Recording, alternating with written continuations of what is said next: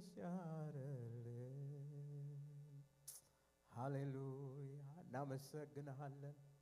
እናመሰግንሃለን ጉልበት ስለሰጠህን ኃይል ስለሰጠህን በቤት እንድንሆን ስለረዳህን አይኖቻችንን ስለከፈትክልን እግዚአብሔር ሆይ ምንኛ መታደል ነው። እግዚአብሔር ሆይ ዛሬ በቤት ሆኖ አንተን ማምለክ እግዚአብሔር ሆይ ዘምረው እንዲያዘምሩን የሰጠህንን ወገኖች እግዚአብሔር የዘላለም አምላካችን ሆይ በፊትህ ቆመው እግዚአብሔር ሆይ እኛም ከነሱ ጋር ቆመን እናመልክሃለን እንወድስሃለን። እግዚአብሔር የዘላለም አምላካችን ሆይ መንፈስ በፍጹም እግዚአብሔር የዘላለም አምላክ ሆይ በኃይልና በስልጣን ይመላለስ ዘንድ ጸልያለሁኝ።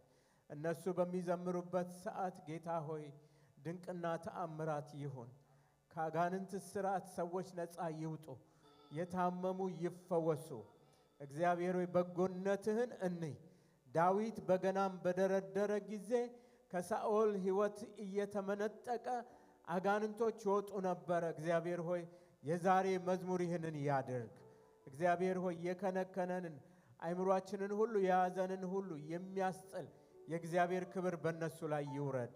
አንተ ከነሱ ጋር ሆን፣ እኛንም አስበን፣ ቃልህን ባርክልን በኢየሱስ ክርስቶስ ስም አሜን።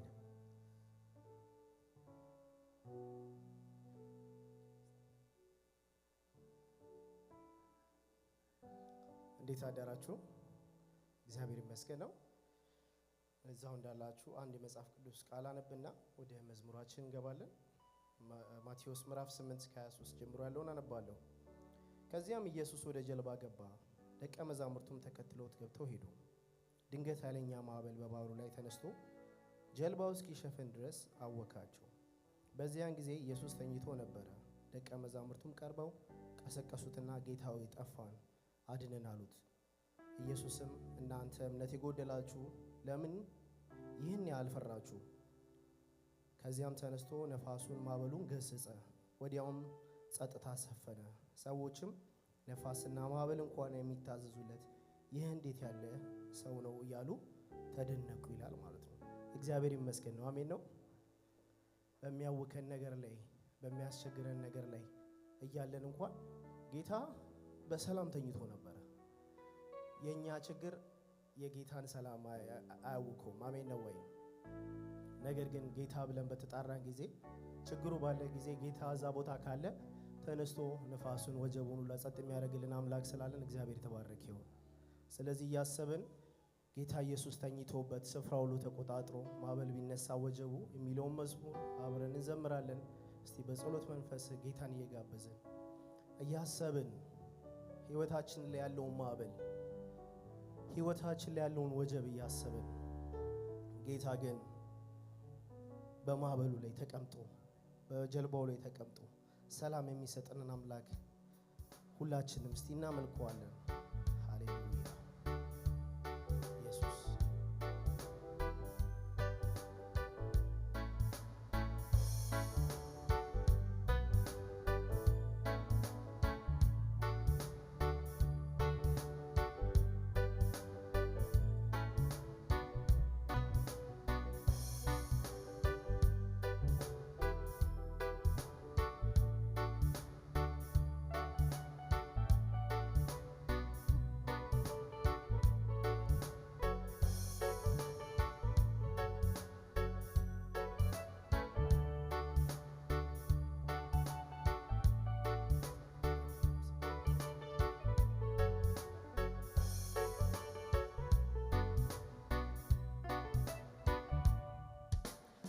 ኢየሱስ ተኝቶበት ስፍራ ሁሉ ተቆጣጥሮ ማዕበል ቢነሳ ወጀቡ እንዴት ይሰጥማል መርከቡ እንዴት ይሰጥማል መርከቡ ጌታ ኢየሱስ ተኝቶበት ስፍራ ሁሉ ተቆጣጥሮ ማዕበል ቢነሳ ወጀቡ እንዴት ይሰጥማል መርከቡ እንዴት ይሰጥማል ጌታ በሉት ጌታ ኢየሱስ ተኝቶበት ስፍራው ሁሉ ተቆጣጥሮ ማዕበል ቢነሳ ወጀቡ እንዴት ይሰጥማል መርከቡ እንዴት ይሰጥማል ጌታ ጌታ ኢየሱስ ተኝቶበት ስፍራው ሁሉ ተቆጣጥሮ ማዕበል ቢነሳ ወጀቡ እንዴት ይሰጥማል መርከቡ እንዴት ይሰጥማል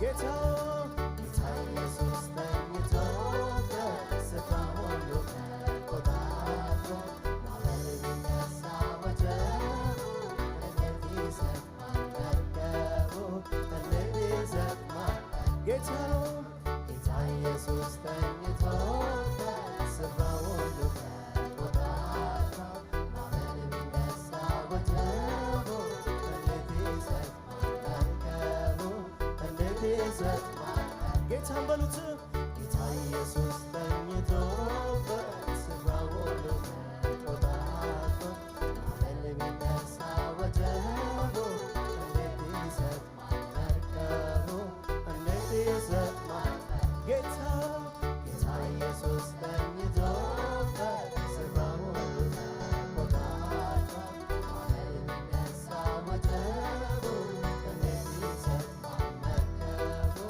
እንዴት ይሰጥማል መርከቡ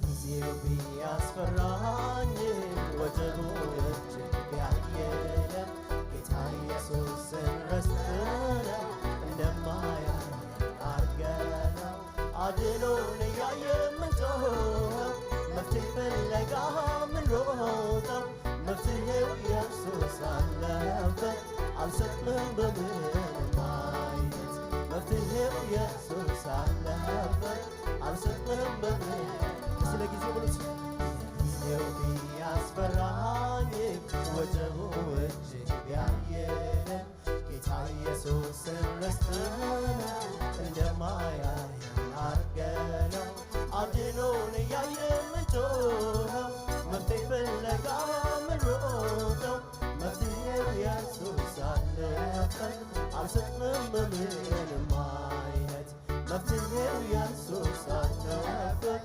አልሰጥምም በምንም ስለዚህ ጌታ ብሉታል ጌታ ኢየሱስ ተኝቶበት ስፍራው ሁሉ ተቆጣጥሮ ማዕበል ቢነሳ ወጀቡ እንዴት ይሰጥማል መርከቡ እንዴት ይሰጥማል መርከቡ ጌታ ኢየሱስ ተኝቶበት ስፍራው ሁሉ ተቆጣጥሮ ማዕበል ቢነሳ ወጀቡ እንዴት ይሰጥማል መርከቡ እንዴት ይሰጥማል ጌታ ኢየሱስ ተኝቶበት ስፍራው ሁሉ ተቆጣጥሮ ማዕበል ቢነሳ ወጀቡ እንዴት ይሰጥማል መርከቡ እንዴት ይሰጥማል ጌታ ኢየሱስ ተኝቶበት ስፍራው ሁሉ ተቆጣጥሮ ማዕበል ቢነሳ ወጀቡ እንዴት ይሰጥማል መርከቡ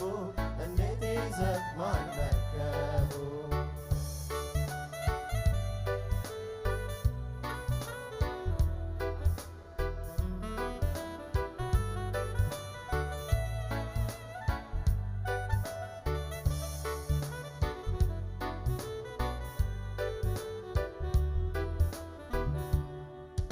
በእሳት ውስጥ ብትሄዱ ከቶ አያቃጥላችሁ በባህር ብትራመዱ ከቶ አያሰጥማችሁ ብሎ ተናግሮ ጨርሶ ስፍራ ሁሉ ተቆጣጥሮ እንዴት ይሰጥማል መርከቡ ምንስ ቢያይልም ወጀቡ እንዴት ይሰጥማል መርከቡ ምንስ ቢያይልም እስቲ በእሳት ውስጥ ብትሄዱ ከቶ አያቃጥላችሁ በባህር ብትራመዱ ከቶ አያሰጥማችሁ ብሎ ተናግሮ ጨርሶ ስፍራ ሁሉ ተቆጣጥሮ እንዴት ይሰጥማል መርከቡ ምንስ ቢያይልም ወጀቡ እንዴት ይሰጥማል መርከቡ ምንስ ቢያይል።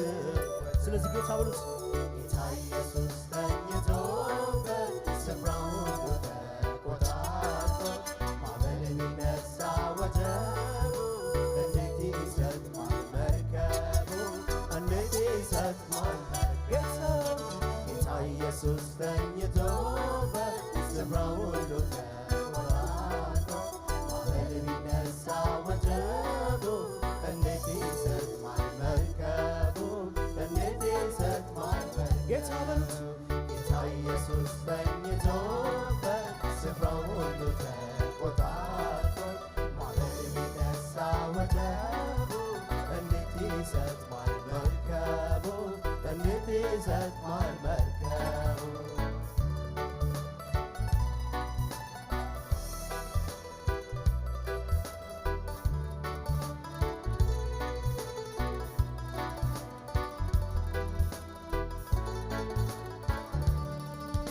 የሁሉም አዛዥ ጌታ ነው ማዕበሉን ጸጥ የሚያደርገው ማዕበል ወጀቡን የሚሰሙ ሰምቶ የሚታዘዙለት በባህር ለሚራመደው ሁሉ በሁሉ የሆነው ስፍራውን ሁሉ ይዞታል። ታዲያ እኛ ምን ያስፈራናል? ስፍራውን ሁሉ ይዞታል። ታዲያ እኛ ምን የሁሉም አዛዥ ጌታ ነው ማዕበሉን ጸጥ የሚያደርገው ማዕበል ወጀቡን የሚሰሙ ሰምቶ የሚታዘዙለት በባህር ለሚራመደው ሁሉ በሁሉ የሆነው ስፍራውን ሁሉ ይዞታል። ታዲያ እኛ ምን ያስፈራናል? ስፍራውን ሁሉ ይዞታል። ታዲያ እኛ ምን ስለዚህ ጌታ በሉት ጌታ ኢየሱስ ተኝቶበት ስፍራውን ሁሉ ተቆጣጥሮ ማዕበል ቢነሳ ወጀቡ እንዴት ይሰጥማል መርከቡ እንዴት ይሰጥማል መርከቡ። ጌታ ኢየሱስ ተኝቶበት ስፍራውን ሁሉ ተቆጣጥሮ ማዕበል ቢነሳ ወጀቡ እንዴት ይሰጥማል መርከቡ እንዴት ይሰጥማል ጌታ ኢየሱስ ተኝቶበት ስፍራውን ሁሉ ተቆጣጥሮ ማዕበል ቢነሳ ወጀቡ እንዴት ይሰጥማል መርከቡ እንዴት ይሰጥማል ጌታ በሉት ጌታ ኢየሱስ ተኝቶበት ስፍራውን ሁሉ ተቆጣጥሮ ማዕበል ቢነሳ ወጀቡ እንዴት ይሰጥማል መርከቡ እንዴት ይሰጥማል ጌታ በሉት ጌታ ኢየሱስ ተኝቶበት ስፍራውን ሁሉ ተቆጣጥሮ ማዕበል ቢነሳ ወጀቡ እንዴት ይሰጥማል መርከቡ እንዴት ይሰጥማል መርከቡ።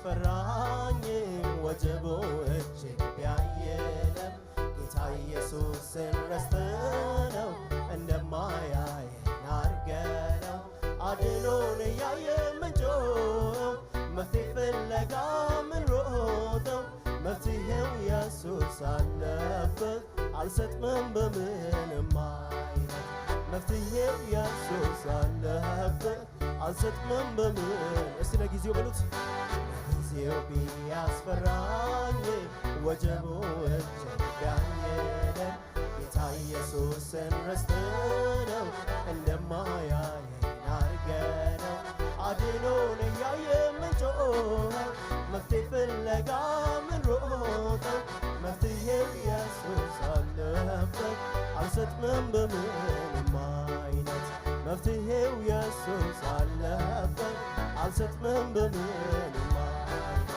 ጌታ ኢየሱስ ተኝቶበት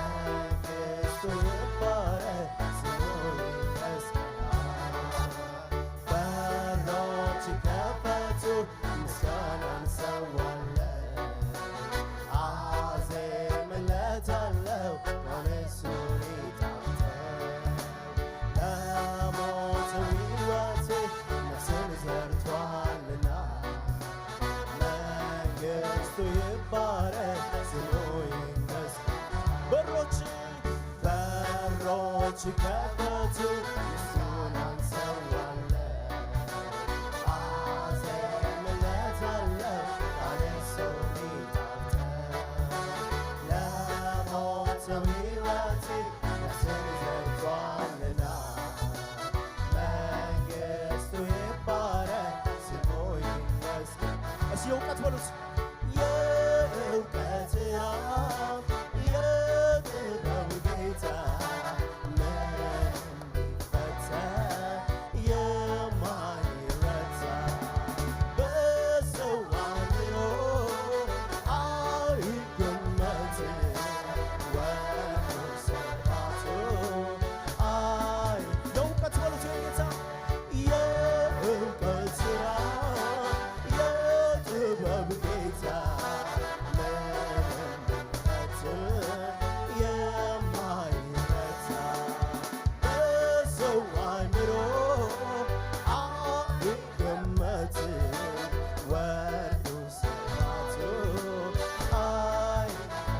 አመልካለሁ አመልካለሁ ይህንን ታላቅ ጌታ አመልካለሁ ለማንም የማይረታ አመልካለሁ ግንበኞቼ ናቁት አመልካለሁ የማዕዘን አመልካለሁ አመልካለሁ ይህንን ታላቅ ጌታ አመልካለሁ ለማንም የማይረታ አመልካለሁ ግንበኞቼ ናቁትን አመልካለሁ አመልካለሁ አመልካለሁ ይህንን ታላቅ ጌታ አመልካለሁ ለማንም የማይረታ አመልካለሁ ግንበኞቼ ናቁትን አመልካለሁ የማዕዘን ስለዚህ በሮች በሉት በሮች ከፈቱ ምስጋናን እንሰዋለን አዜምለታለሁ ለእርሱ ሊጣፍጠን ለሞተው ሕይወቴ ነፍስን ዘርቷልና መንግሥቱ ይባረክ ስሙ ይመስገን። በሮች ከፈቱ ምስጋናን እንሰዋለን አዜምለታለሁ ለእርሱ ሊጣፍጠን ለሞተው ሕይወቴ ነፍስን ዘርቷልና መንግሥቱ ይባረክ ስሙ ይመስገን።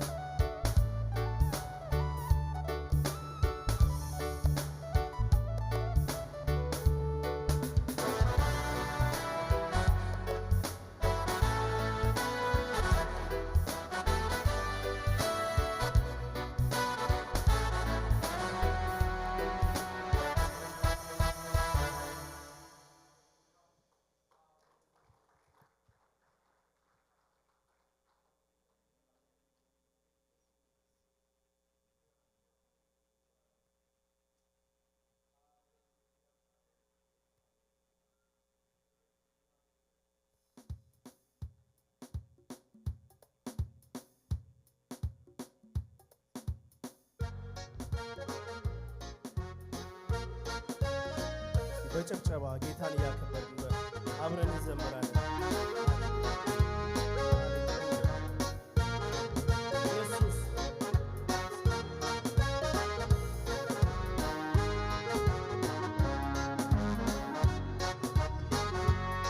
ያደረክልኝን ውለታ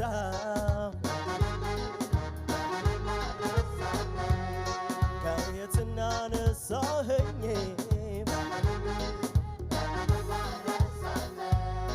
ያደረክልኝን ውለታ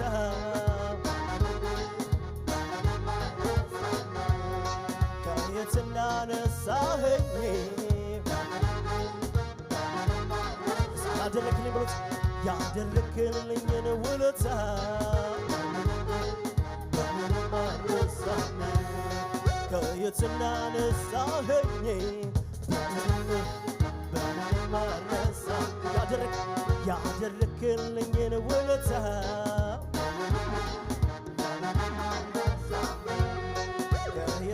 እንዳነሳኸኝ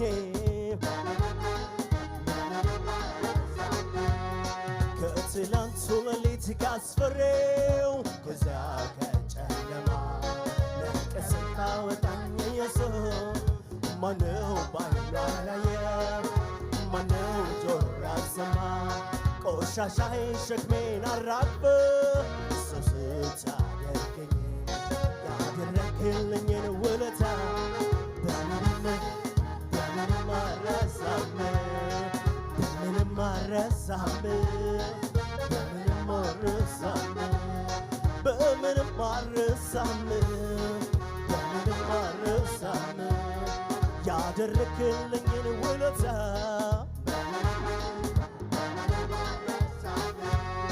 ከየት እንዳነሳኸኝ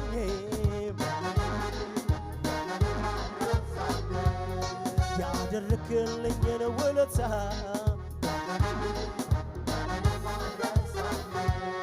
ከየት እንዳነሳኸኝ በምንም አልረሳም ከትላንቱ ሌሊት ካስፈሬው ከዚያ ከጨለማ ነቅሰህ ስታወጣኝ ኢየሱስ ማነው ባይኑ ያላየ ማነው ጆሮ ያልሰማ ቆሻሻዬን ሸክሜን አራግፈህ ሰው ስታደርገኝ ያደረግልኝን ውለታ በምንም አልረሳም በምንም አልረሳም በምንም አልረሳም በምንም አልረሳም በምንም አልረሳም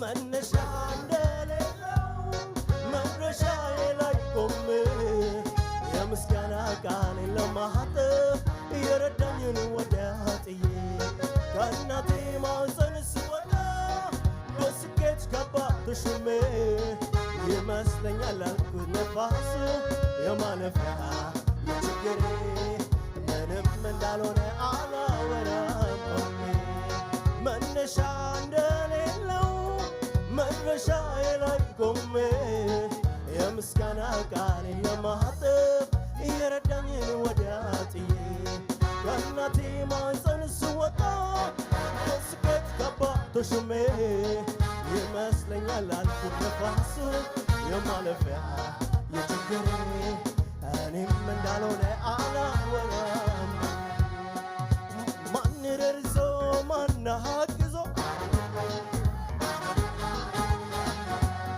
ጉልበቴ ያመጣልኝ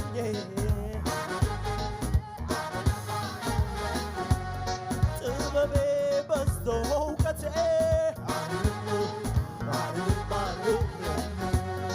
ያከማቸውት ሀብቴ ማን ረድቶ ማን አግዞ ጉልበቴ ያመጣልኝ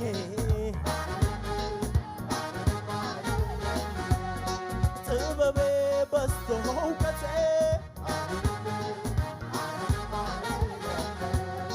ያከማቸውት ሀብቴ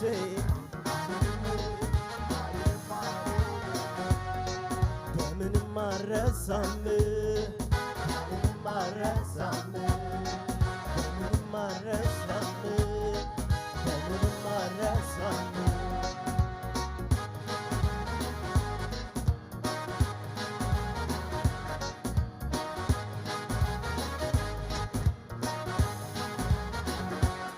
ከልጅነቴ እስከ እውቀቴ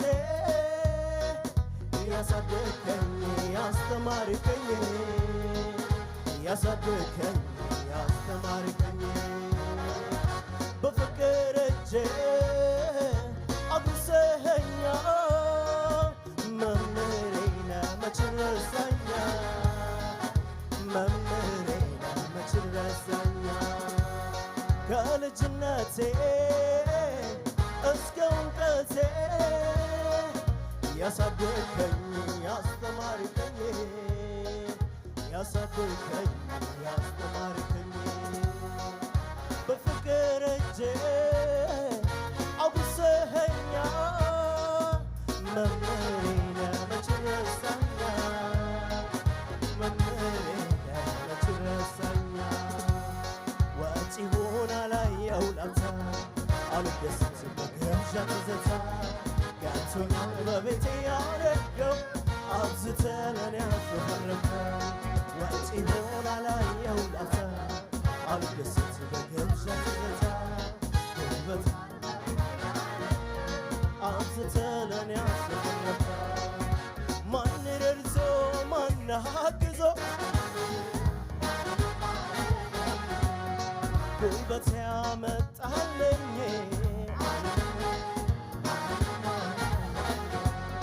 ጥበቤ በዝቶ እውቀቴ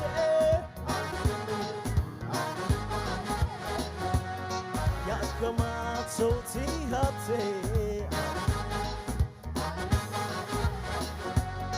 ምንጊዜም ማረሳህ ልቤ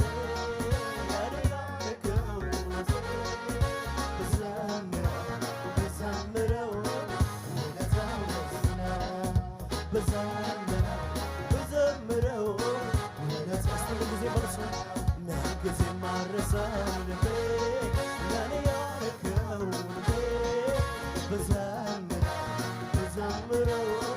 ውለታው ብዙ ነው ብዘምረው ውለታው ምንጊዜም ማረሳህ ልቤ ለኔ ያረከው ልቤ ብዘምረው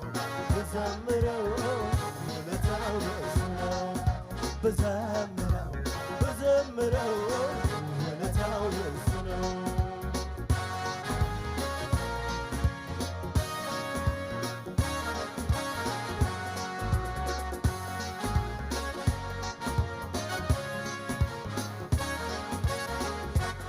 ተስፋ ቢስ ነበርኩ እኔማ ሞቴን ናፈቅኩኝ ጨለማ ወርሶት ሕይወቴ መኖሬ ታከተኝ አትሞትም በሕይወት ኑራል ከሰማይ ድምፅ መጥቶ ድቅድቅ ሌሊት ነጋለ ለኔ ፀሐይ ወጣ ተዘርዝሮ አያልቅም የሱ ምሕረት አይምሮ በላይ በዝቷል ደግነት ቢወራ ቢነገር የማይሰለቸኝ የሱ ምሕረት ነው እኔን ያቆመኝ እኔማ አልችልም የማይገርመኝ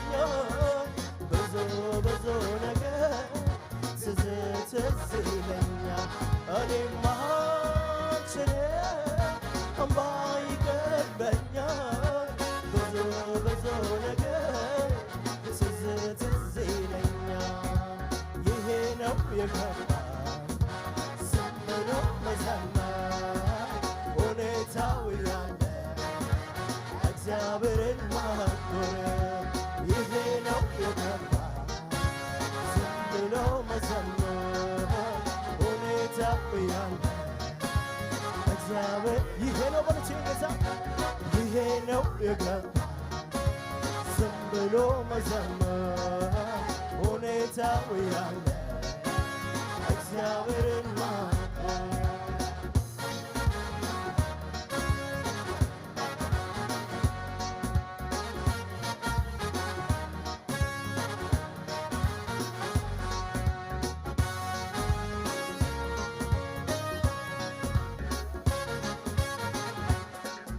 ደመናው የለም ንፋስም የለኝ ሳላይ አምናለው እንዲህ ይሆናል ባዶነ ውሃ ይሞላል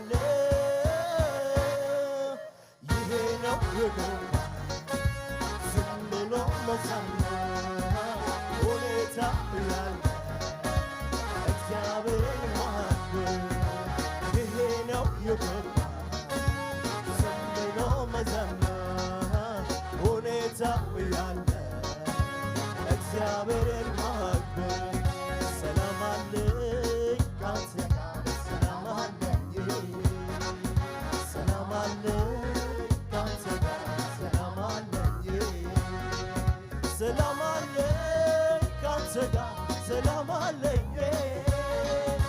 ሰላም አለ ካንተ ጋር ሰላም አለ ሰላም አለ በሉት ሰላም አለ ካንተ ጋር ሰላም አለ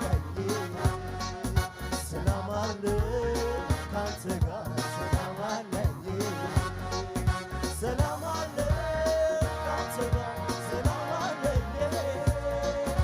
ሰላም አለ ካንተ ጋር ሰላም አለ ይሄ ነው የገባ ዝም ብሎ መዘመር ሁኔታ እግዚአብሔር ማክበር ይሄ ነው የገባ ዝም ብሎ መዘመር ሁኔታው ያለ እግዚአብሔርን ማክበር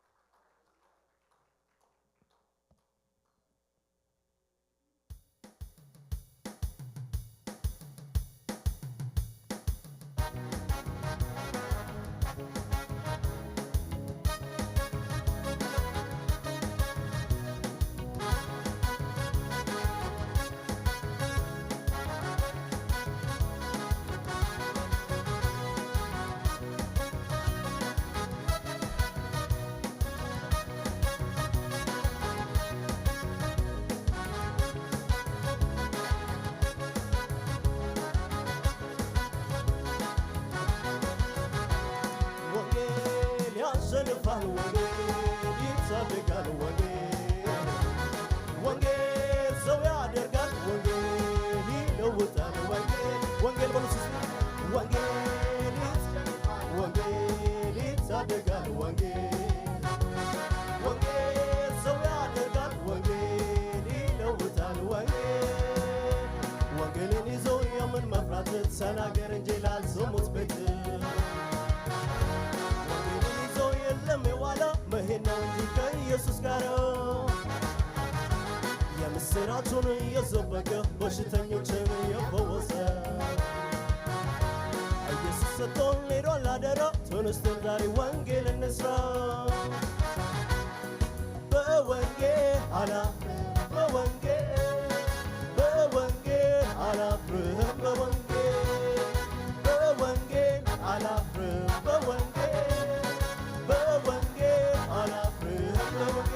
ያድናል ብዬ ዘጠር ከተማ እኔስ በወንጌል እንዴት ተባለሁ እንዴት ዘመኔን እናገራለሁ ያድናል ብዬ እናገራለሁ ገጠር ከተማ እሰብከዋለሁ እኔስ በወንጌል እንዴት ተባለሁ እንዴት ዘመኔን እናገራለሁ በወንጌል አላፍርም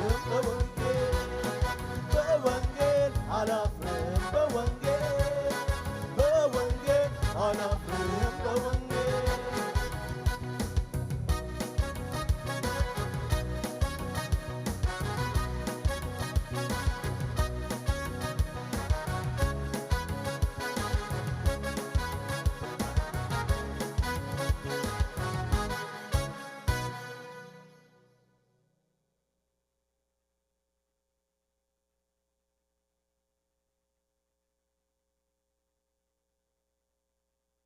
ኢየሱስ ያድናል።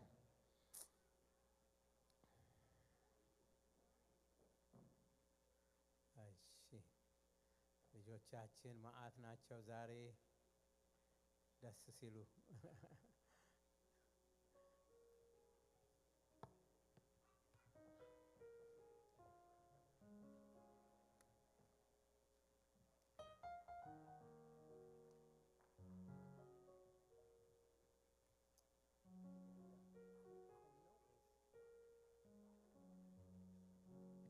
እሺ እንጸልያለን። ሁላችንም ለልጆቻችን እንጸልያለን። ሃሌሉያ። አምልኮም ዝማሬም እንኳን ካንተ ዘንድ ነው። እግዚአብሔር ሆይ ስለሰጠህን ስለዚህ እድል እጅግ አድርገን እናመሰግንሃለን። በዙፋን ፊት ሆነን ክብርህን እንድንናገር ስምህን እንድንጠራ እግዚአብሔር ሆይ አንተ ትልቅ እኮ አምላክ ነህ። እልፍ አእላፍ መላእክት የሚያመልኩህ ሌትና ቀን እግዚአብሔር የዘላለም አምላካችን ሆይ የሚሰግዱልህ የሰማይና የምድር ጌታ ልንቆጥረው የማንችለው ከዋክብቶች እግዚአብሔር ሆይ እነኚህ ናቸው ብለን ልንናገረው ትንሹ አእምሯችን ልትገልጸው የማይችል እግዚአብሔር ሆይ በዓለማችን በዙሪያችን በአካባቢያችን በሰማያት ላይ በምድር ላይ እግዚአብሔር ሆይ በጠፈር ሁሉ የፈጠርክ እውነተኛ ቅዱስ አምላክ ነህ። የሞትክ አይደለህም፣ ሕያው ነህ። ሞት የማያቅህ ነህ። ጌታ ሆይ በፊትህ ዘመናት የሉም፣ ጊዜ የሉም። አንተ ግን አንተ ነህ። እናመሰግንሃለን እግዚአብሔር ሆይ ልጆቼ ስላልከን ወደ መንግሥት ስላስገባህን ዛሬ ደግሞ ከሰጠህን ሰዓት ላይ እግዚአብሔር የዘላለም አምላክ ሆይ በፊት መተን ተሰብስበን ለክብርህ እንድንዘምር ስለረዳህን ስምህ ይባረክ። ንጉሡ የናዝሬቱ ኢየሱስ በመካከላችን ስላለህ እናመሰግንሃለን። ይሄ ልዩ ቀን ነው። ይህቺ የከበረች ቀን ነች። አንተ የሰራሃት ቀን ነች። ሕይወታችንን የቀጠልክልን ቀን ነች። ስምህ ይባረክ። ተመስገን። ስለ ልጆቻችን እናመሰግንሃለን። እግዚአብሔር ሆይ ገንዘብ የማይገዛቸው ሕያው ስጦታዎች ስለሰጠህን ተመስገን። እግዚአብሔር ሆይ እንደገና ለአንተ አሳልፈን እንሰጣለን። የዚህ የጨለማ ዓለም ገዢ አያቸው፣ እውር ይሁን፣ እነሱን አይመልከታቸው፣ መንፈስ ብቻ ይከተላቸው። ባደጉ ጊዜ ጌታ ሆይ ከዚህ ቤት የወጣው እውነተኛው ቃልህ እግዚአብሔር የዘላለም አምላክ ሆይ ይጠብቃቸው፣ ይምራቸው። እግዚአብሔር ሆይ ለቤተሰቦቻቸው፣ ለቤተ ክርስቲያን፣ ለአገር ጠቃሚዎች አድርጋቸው። እግዚአብሔር ሆይ የሚያገለግሏቸውን ባርክ፣ ቤታቸውን፣ ቤተሰቦቻቸውን ሁሉ ባርክ። ጌታ ሆይ አንተ ታማኝ ነህ። እኛ ያንተን ቤት ልንሰራ ስንነሳ አንተ የኛን ቤት ትሰራልናለህ። እናመሰግንሃለን። ይህ በሚያገለግሏቸው ሁሉ ላይ ይሁን። ቤታቸው ይሰራ፣ ልጆቻቸው ይባረኩላቸው፣ ዘመናቸው ይባረክ። ስለ ሁሉም ተመስገን በኢየሱስ ስም አሜን። Thank you kids. Thank you for coming. You guys stay here. Stay here for us. Just a second. እሺ አዲስ ነገር አለ። ይቅርታ እንግዲህ ጽጌረዳ የምትናገረው ያለ የለም። 4 ነው 5 ልጆች ወደ ዩዝ ይሄዳሉ። ስለዚህ ዩዝ እየበዙ ነው ማለት ነው። እግዚአብሔር ይመስገን።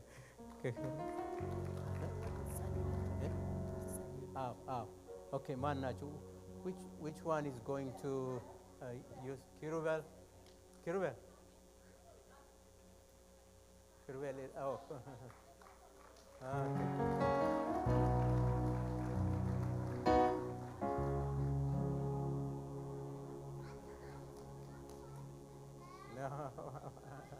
No, not. Okay. Cruel, do you know you are going to use from now on? You are a use, huh? You are not a kid, a child anymore, huh? Congratulations. Okay. Give me a hug. Pastor Cruel ይባላል። ተዋወቁት። እሺ what's your name?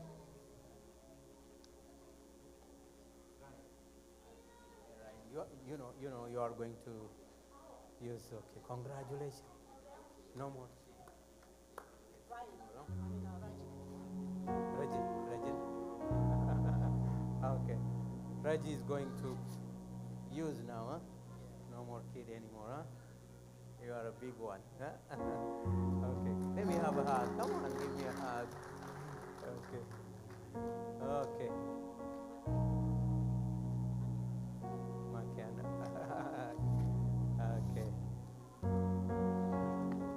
same, huh? Okay, congratulations. I want you to give a hug first. Huh? Okay. Okay. Now, Sunam. Okay, Ryan. Ryan, okay. Can I have a hug? Congratulations. Okay, we want to pray for you, okay? Come on and kneel down here, okay? I want you to kneel down and then ጉባኤው ደግሞ ይነሳና እግዚአብሔር እንዲባርካቸው። እግዚአብሔር ይመስገን። እግዚአብሔር መልካም አምላክ ነው። እናመሰግናለን። እግዚአብሔር ሆይ ልጆቻችንን እንዲህ አሳድገህልናል። እግዚአብሔር ሆይ ሕፃን ከሚባሉበት ጌታ ሆይ አውጥተህ አሁን ደግሞ እግዚአብሔር ሆይ በጣም ትልቅ ቻሌንጅ ያለበት እድሜ ውስጥ ከተሃቸዋል። እግዚአብሔር የዘላለም አምላክ ሆይ አንተ ታውቃለህ። እባክህ ለታመኑ እጆችህ አሳልፈን እንሰጣቸዋለን። በኢየሱስ ስም ቃልህን ይማሩ።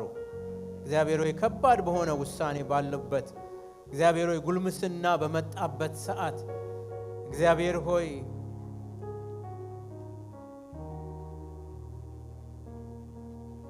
ጎልማሳ መንገድህን የሚጠብቀው እግዚአብሔር ሆይ በሚገባ የሚሄደው ቃልህን በመጠበቅ ነውና እግዚአብሔር ሆይ ቤተክርስቲያንም ኃላፊነት አለባትና በኢየሱስ ክርስቶስ ስም እጸልያለሁኝ ጉልበት ሰጠን ዘንድ ትረዳን ዘንድ እናመሰግናለን። ስላለን እግዚአብሔር የዘላለም አምላክ ሆይ የወጣቶች አገልግሎት እናከብርሃለን። አብዛልን። በይበልጥ ደግሞ ክብርህንና ታላቅነትህን እንድናይ በእነሱ እርዳን። እነዚህም ብላቴኖች ላንተ አሳልፈን ሰጠን በኢየሱስ ክርስቶስ ስም አሜን። እሺ እንቀመጣለን። እሺ እግዚአብሔር ይመስገን።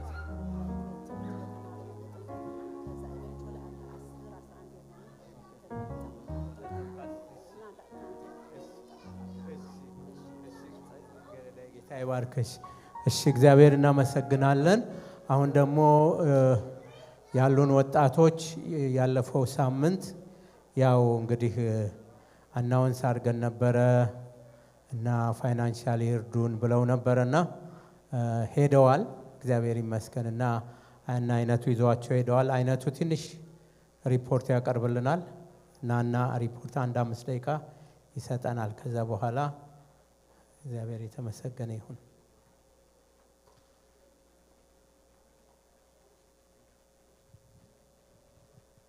ሰላም እንዴት ናችሁ?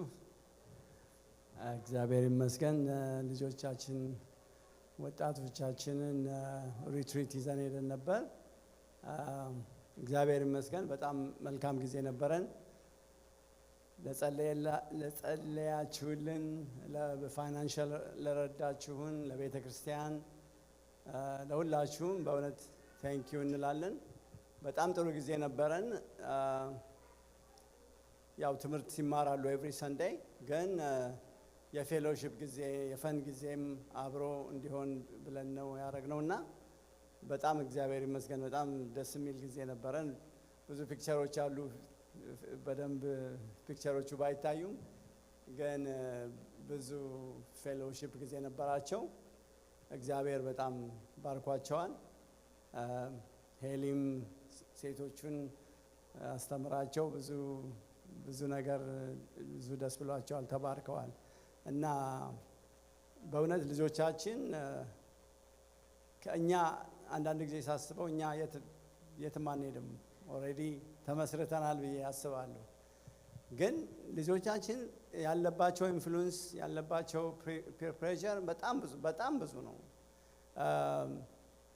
ጓደኛ ነው ሞር ኢንፍሉዌንስ የሚያደርጋቸው። ትምህርት ቤት ኢንፍሉዌንስ ያደርጋቸዋል። ሲስተሙ የልጅነት እንትናቸው ዴቨሎፕ ለመሆናቸው ሁሉ ተጨምሮ ኢዝሊ ነው የሚሄዱት እና ልጆቻችንን በእውነት መያዝ አለብን። ስፔሻሊ እግዚአብሔር ይመስገን እንዴት ደስ ይላል ህፃናቶቹን ስናይና ዩዥሊ ሉዝ የምናደርጋቸው መቼ ነው? ሃይ ስኩል ጨርሰው ወደ ኮሌጅ ሲገቡ ብዙን ልጆች ሉዝ የምናደርገው ያን ጊዜ ነው እና አይ ቲንክ በጣም መጸለይ ስለ ልጆቻችን አለብን። እኔ ከኛ በላይ ለነሱ እንጸልይላቸው ብዬ ነው የምለው። እንጸልይ፣ እንምራቸው በምንችለው ሁሉ በፍቅር በኮሬክሽን ብናረጋቸው በጣም በእውነት መልካም ነው እላለሁ። እስፔሻሊ እዚህ ሀገር ከባድ ነው። ይችን ብዬ ጨርሳለሁ እና እዚህ ሀገር ከባድ ነው። አንዱ ትልቁ ነገር ታይም ነው ከባዱ። ታይም የለንም እና እነሱ ደግሞ ጊዜ ነው የሚፈልጉት። በቃ ፓረንቶች እንደው ምንም ባንልም እንኳን ከነሱ ጋር ሞር መሆናችን በጣም ብዙ ኢምፓክት እንዳለው አያለሁና ልጆቻችን ላይ ፎከስ እናድርግ። ምክንያቱም ኔክስት ጄኔሬሽን እነሱ ናቸው። ስለዚህ እነሱ ላይ በጣም በጣም ፎከስ ማድረግ አለብን እና በጣም እግዚአብሔር ይባርካችሁ። መልካም ጊዜ ነበረን። ከዛም በላይ ደግሞ ልጆቹ የሄዱት ለቤተሰቦቻቸው አምሹር ብዙ እንዳሉ ከቻሉ እሺ ካሉም ፈቃደኛ ከሆኑ ይመሰክራሉ እነሱ እና ጌታ ይባርካችሁ። እሺ እግዚአብሔር ይመስገን። የሳምንታዊ አምልኳችን ወይም ደግሞ ፕሮግራማችን ይህንን ይመስላል። እግዚአብሔር ይመስገን እና እግዚአብሔር እናመሰግናለን። እንግዲህ ባካችሁን እሁድ ሲሆን 11 ሰዓት ሲሆን ዘማሪዎች ብቻ ናቸው እዚህ የሚቆሙት እና ጸሎት መጀመሪያ ያለበት መቼ ነው? ማን ይነግረኛል? ስንት ሰዓት ነው የጸሎት ሰዓት? 10 ሰዓት ተኩል ላይ ነው እና መተን በእግዚአብሔር ፊት እንንበርከክ እና ልክ 11 ሰዓት ይጀመራል እና እነሱ የፕራክቲስ እያደረጉ እንኳን ብንንበረከክ በእውነት እግዚአብሔር መልካም ጊዜ ይሰጠናል። ክብር ለእግዚአብሔር ይሁን። ስለ ወጣቶቻችን እግዚአብሔርን እናመሰግናለን። ጸልዩ። ብዙ አሉ አሁን በውጭ ያሉ እና እግዚአብሔር እንዲረዳን እግዚአብሔር ይባርካቸውና አይነቱ ይህንን ስላደረጉ እግዚአብሔር ይባረክ። ደግሞ አንዳንድ ጊዜ ወጣቶቻችን የራሳቸውን አይነት ሰው ይፈልጋሉ።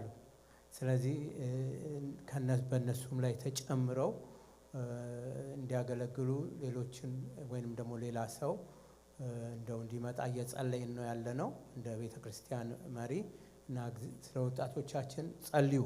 ግን አንድ ነገር ልንገራችሁ፣ በቤተ ክርስቲያናችን ውስጥ የወጣቶች አገልግሎት አለ፣ እንደውም የተሻለ አለ ብዬ አስባለሁ።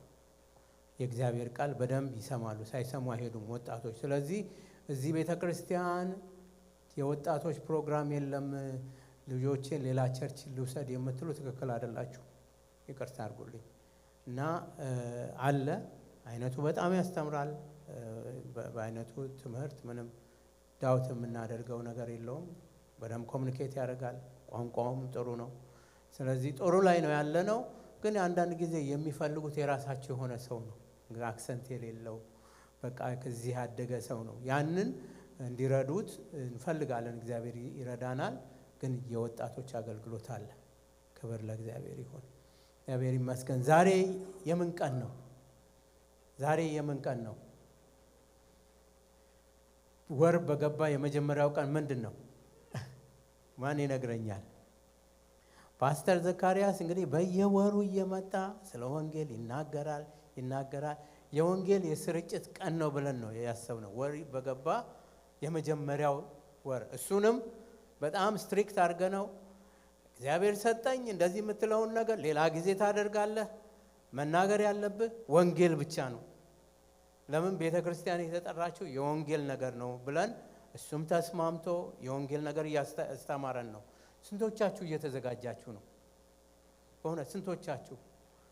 በእውነት ጌታ ከሚጠይቀን የመጀመሪያው ነገር አንዱ በስሜ ያልመሰከረልኝ ነው የሚለው። በስሙ ስንመሰክርለት፣ በስሙ ስናደርግ፣ ጌታ ኢየሱስን ስንናገር በሰማይ ጌታ ኢየሱስ ስለኛ ይመሰክራል። ስለዚህ ወንድሞቼና እህቶቼ ወር በገባ የመጀመሪያው ቀን የመጀመሪያው እሁድ የወንጌል ጊዜ ነው። እስቲ ከሚቀጥለው ወር ጀምሮ አንዳንድ ሰው ይዛችሁ ለመምጣት እንኳን ሞክሩ። አንዳንድ ሰው ወይንም ለአንድ ሰው መስክሩ እና ይሄ ቤተ ክርስቲያን የምታስታውሰን ቀን ነው። እግዚአብሔር የተመሰገነ ይሁንና ወንድማችን ጥሩ እያስተማረን ነው የወንጌልን ምንነት ማንነት። ስለዚህ ፕሊስ ባካችሁ እግዚአብሔር የሰጠንን ይዘነው ፕራክቲስ እናደርገው። የእግዚአብሔር ጸጋ በእኛ ላይ ይታያል። ክብር ለእግዚአብሔር ይሁን። ለእግዚአብሔር ስራ የሚሆን መባና አስራትን ሰበስብና ለመጀመሪያ ጊዜ የመጣ ሰው አላይም አለ የለም። እሺ እንጸልያለን። እስቲ እግዚአብሔር ሆይ እናመሰግንሃለን። ስምህ ይባረክ። በእውነት ዛሬ የወንጌል ቀን ነው። ወንጌልን የምናስብበት የምስራቹን ቃል የምንናገርበት ጊዜ፣ የዳነውን ለሌሎች የምንናገርበት ጊዜ፣ ይህንን የምናስብበት ወሩን በሙሉ ይህንን እያሰብን ለሌሎች የምንናገርበት እግዚአብሔር ሆይ ወር ይሁንልን። ጌታ ሆይ ዛሬ ቀኑ የምንታወስበት ጊዜ ነው። ጌታ ሆይ የምታስታውሰን፣ ስለኔ ተናገሩ የምትለን፣ ስለኔ መስክሩ የምትለን፣ ያያችሁትን የሰማችሁትን ተናገሩ እስከ ምድር ዳርቻ ድረስ ምስክሮቼ ትሆናላችሁ ያልክ ጌታ ምስክሮችህ እንድንሆን ትረዳን ዘንድ ጸልያለሁ። ስለ ሁሉም እናመሰግንሃለን። ቃልህን ባርክልን፣ ተናገረን፣ ጸጋህ ይብዛልን። በኢየሱስ ክርስቶስ ስም አሜን።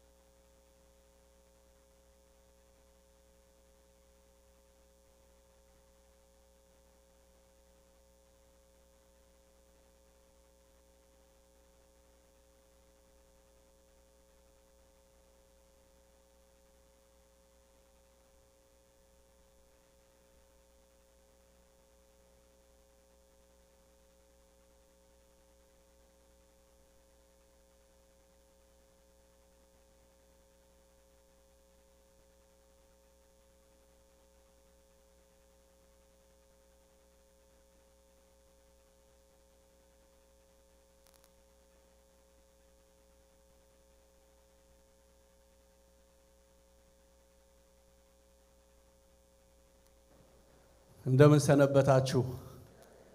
አሜን። የእግዚአብሔር ስም የተባረከ ይሁን። እግዚአብሔር መልካም የአምልኮ ጊዜ ሰጥቶናል። አሁን ደግሞ ከወንጌል አንጻር እግዚአብሔር በልብ ያስቀመጠውን ሐሳብ እንከፋፈላለን። እስቲ ጌታ እንዲያስተምረን እንዲናገረን እንጸልያለን። እግዚአብሔር ካልተናገረ ማንም ሰው መናገር አይችልም። ቃሉ ሙሉ አቅም አለው። በተጻፈበት መንፈስና ጉልበት እንድናገር ለኔ ጸጋ እንዲሰጥ ለናንተም ለምትሰሙት እግዚአብሔር ጸጋ እንዲሰጥ እንጸልያለን። ጌታ አምላካችን እጅግ አድርገን እናመሰግንሃለን ስላገኘነው ሌላ እድል ሌላ ቀን በሕይወታችን ላይ ስለጨመርክልን ስለቻልን አልነጋም ሌሊቱ የመጣነው የቆምነው የተንቀሳቀስነው ካንተ ጸጋ የተነሳ ነው። በሱ እንኖራለን በሱም እንንቀሳቀሳለን እንዳለ ባሪያው ጳውሎስ በሕይወት ያኖርከን ምሕረት ያበዛህልን የእግዚአብሔር ልጅ የናዝሬቱ ጌታ ኢየሱስ እጅግ አድርገን እናመሰግንሃለን። ምስጋናና ክብር ሁሉ ላንተ ይሁን።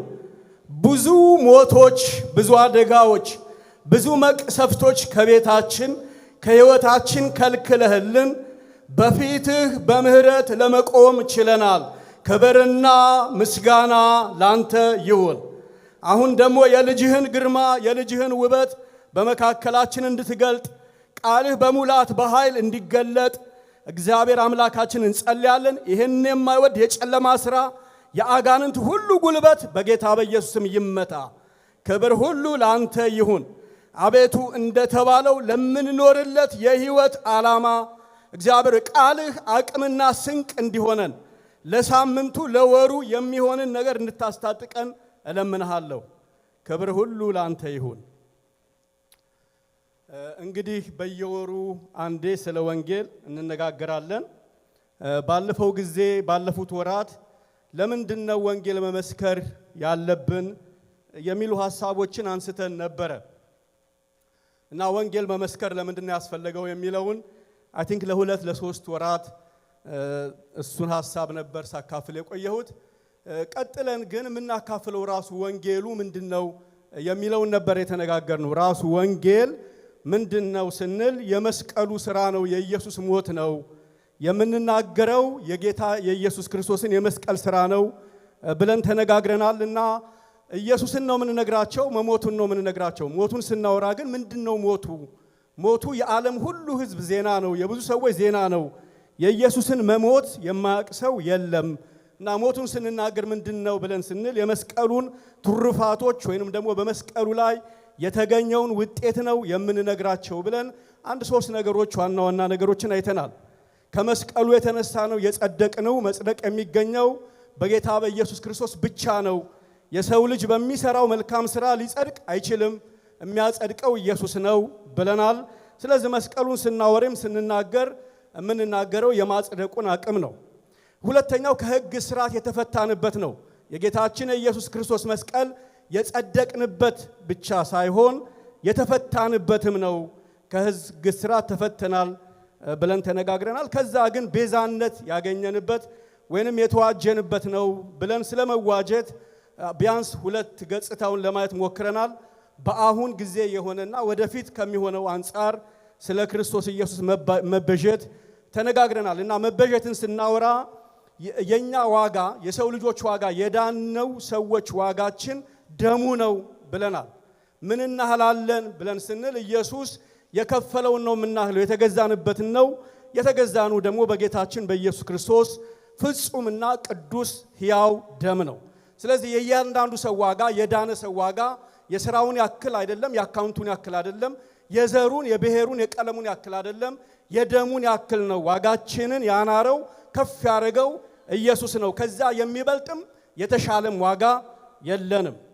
ቤዛነት ግን ዋጋችንን ብቻ ሳይሆን ተስፋችንንም ለውጦታል እና ስለ ቤዛነት ስናስብ በአሁኑ ዘመን የተከሰተ ብቻ ሳይሆን ሊመጣም ባለ ዘመን ቤዛነታችን ወደፊትም የሚከናወን ነው ብለን በተለይ ከኃጢአተኛ ማንነት ፈጽሞ የሚጠናቀቀው ማንነታችን የሚጠናቀቀው በጌታችን በኢየሱስ ክርስቶስ የመጨረሻው የቤዛነት ሥራ ነው። ከዚህ አንጻር ቤዛነቱ የዳንበት ብቻ ሳይሆን ተስፋችንም የመጪውም ዘመን ተስፋችን እሱ ነው። እግዚአብሔር ይቤዣል፣ ፍጥረት ዓለሙን ይቤዣል፣ እኛንም ይቤዠናል ብለን አይተናል። እንግዲህ ከመስቀሉ አንጻር እነኚህን ሶስት ዋና ዋና ሐሳቦች አይተናል።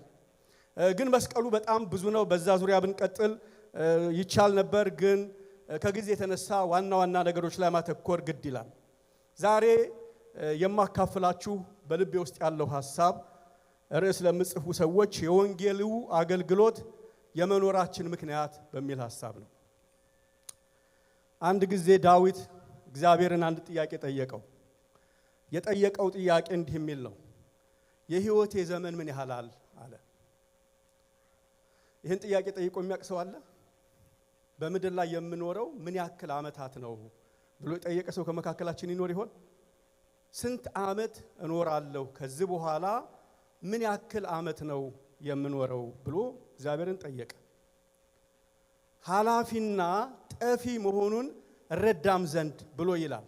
ሁለት ነው የሚጠይቀው፣ ምን ያክል ዓመት እኖራለሁ በምድር ላይ፣ ስኖር ደግሞ ያ ዘመን የምኖረው ዘመን ጠፊም ኃላፊም እንደሆነ ልረዳ ይላል። እና እስቲ እጃችሁን ልይ፣ ስንት ዓመት ቀርቶኛል ይችን ምድር ለመልቀቅ ብሎ የጠየቀ ሰው የለም ማለት ነው። ኦኬ፣ አንድ ሰው ያለው። ሌላስ የለም? ሁለት ሰው ያለው። እግዚአብሔር ይባርካችሁ። በእውነት የከበረ ነገር ነው። ዛሬ እሱን ሐሳብ ነው ለማጋራት የምሞክረው። ከዚህ በኋላ የምኖረው ስንት ዓመት ነው የሚል ጥያቄ አውቃለሁ። እንዲህ አይነት ጥያቄ በእኛ ኮንቴክስት በጣም አይወደድም። መቼ ነው መሞተው እግዚአብሔር ብሎ መጠየቅ ገና ስናስበው መሞት ነው የሚሰማን። የሚገርማችሁ ደግሞ እግዚአብሔር በጣም አንዳንድ ቦታ ላይ ተናግሬያለሁ፣ የማይፈራው ነገር በመጽሐፍ ቅዱስ ስለ ሞት ማውራት ነው። እግዚአብሔር ሞትን በጣም አቅሎ ነው የሚያወራው። እኛ በጣም ነው የምናካብደው፣ እግዚአብሔር ደግሞ ሞትን በጣም ነው አቃሎ የሚያወራው። እና በተለያየ ቦታ አንዳንድ ቦታ ተናግሬያለሁ። ሙሴን ምን አለው? አሮንን ይዘህ ውጣ አለው ተራራ ላይ። ለምን ሲል እንዲሞት አለው። ታላቅ ወንድሙ ነው፣ የ3 ዓመት ልዩነት ነው ያላቸው። የ40 ቀን የምድረ በዳ ያገልግሎት ወዳጁ ነው። አንድ ጊዜ ከማበላሸቱ ውጪ 40ውንም ዓመት አብረው ነው ያገለገሉት። እና አሮንን ጠራውና ና እንሂድ አለው። የት ነው ምን ሄደው ሲለው ተራራ ላይ። ለምን ሲለው እንድትሞት። እስቲ ታላቅ ወንድማችሁን እግዚአብሔር እንዲህ አይነት መርዶ ሲያረዳኛ መርዶ ስናረዳ ተጠንቅቀን ነው አይደለ? በሌሊት ሄደን በጣም ብዙ ነገር አድርገን ነው። እግዚአብሔር ግን አረዳው። አሮንን ይዘኸው ሂድ፣ ተራራ ላይ ይውጣ፣ ከዛስ ምን ይበል ይሙት።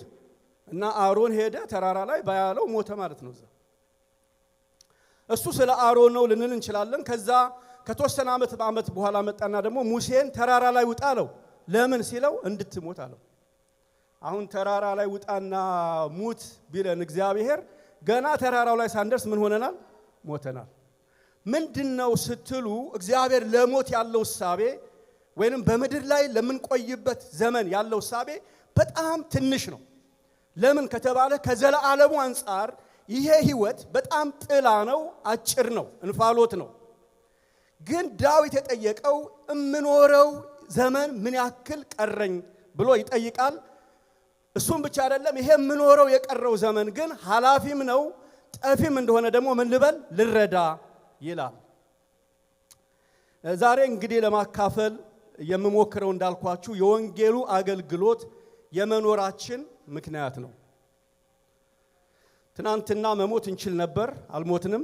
የዛሬ ሳምንት መሞት እንችል ነበር፣ አልሞትንም። የዛሬ ወር መሞት እንችል ነበር፣ አልሞትንም። ለምንድነው ያልሞትነው ካላችሁኝ እግዚአብሔር አንድ ጉዳይ በእያንዳንዳችን ህይወት በአጠቃላይ ደግሞ በቤተ ክርስቲያን በዓለም አቀፍ ላለች ቤተ ክርስቲያን አንድ ምክንያት ብርቱ የሆነ ምክንያት ስላለ ነው። ስለዚህ እያንዳንዱ ቀን ሲጨመር በህይወታችን ድንገት የነጋ ቀን ሳይሆን እግዚአብሔር ዓላማ ስላለው ነው የነጋው። በሌላ ቋንቋ በአጋጣሚ የምንነቃ በአጋጣሚ የምንንቀሳቀስ ሰዎች አይደለም። እግዚአብሔር ብዙ ምህረት አብስቶልን ከሆነ እግዚአብሔር ብዙ ረድቶን ከሆነ የረዳን ያኖረን ለአንድ ወሳኝና ዋና ምክንያት ነው። የወንጌሉ አገልግሎት የመኖራችን ምክንያት ነው። እንዲሁ ለመግቢያም ይሆን ዛሬም ማረገው አንዳንድ ቦታ ጥቅሶች አነብና እየጠየኳችሁ የአንድን ሰው ህይወት እንደሱ ነው የምናየው። ግን ለመግቢያም ይሆን የጳውሎስን ህይወት ነው ማጋራችሁ። ለወንጌል ዘመኑን ሁሉ ይኖር የነበረ አንዱንም ቀን አንዱንም ሳምንት ሳያበላሽ ወንጌል ብቻ አገልግሎ ስለጨረሰ ስለ ጳውሎስ ነው ከሐዋርያት ሥራ ላይ አለፍ ብዬ ማጋራችሁ። ምዕራፍ 20 ላይ እንዲህ ይላል ጳውሎስ፣ ነገር ግን ቁጥር 24 ሩጫዬና ከጌታ ከኢየሱስ የተቀበልኩት አገልግሎት እርሱም የእግዚአብሔርን ጸጋ ወንጌልን መመስከር ፈጽም ዘንድ ነፍሴ በእኔ ዘንድ እንደማትከብር እንደ ከንቱ ነገር ምን እላለሁ እቆጥራለሁ ይላል። ለነፍሴ ይቺ ላለችኝ ነፍስ ብዙ ዋጋ አልሰጣትም ነው የሚለው ጳውሎስ። እና ይቺን ነፍሴን በምትኖርበት ሁሉ ዘመን አንድ ነገር እንድታደርግ ነው እማረገው ይላል። ምንድነው ሲባል ሩጫዋን እንድጨርስ ነው ይላል። ሩጫ ጀምሯል። ይሄንን የሚናገረው ኤፌሶንን ሽማግሌዎች ሲሰናበት ነው። ሩጫ ጀምሮ ዓመታት ተቆጥረዋል፣ ግን እንዳልጨረሰ ደግሞ ያውቃል። እና ይሄንን የቀረውን ዘመን ስሮጥ ለነፍሴ ብዙም ክብር የለኝም፣ አልሳሳላትም፣ ለነፍሴ አልሰስትም። ነፍሴ ብትሰዋ ብትሞት ምንም አይመስለኝም፣ ግን እስከምሞት ድረስ ያለውን ዘመን ለአንድ ነገር አውለዋለሁ ይላል። ለምን ስትሉት ለአገልግሎት ነው የሚለው። ምን አይነት አገልግሎት ስትሉት ወንጌልን የመመስከር አገልግሎት። ስለዚህ በሌላ ቋንቋ ጳውሎስ የሚኖረው እያንዳንዱን ቀን ሲኖር ጳውሎስ ለምንድን ነው የምንኖረው ስትሉት የወንጌሉን የመመስከር አገልግሎት ምን አደረግ ዘንድ እፈጽም ዘንድ ነው የሚለው። ሌላ ተጨማሪም ተደራቢም አጀንዳ የለው።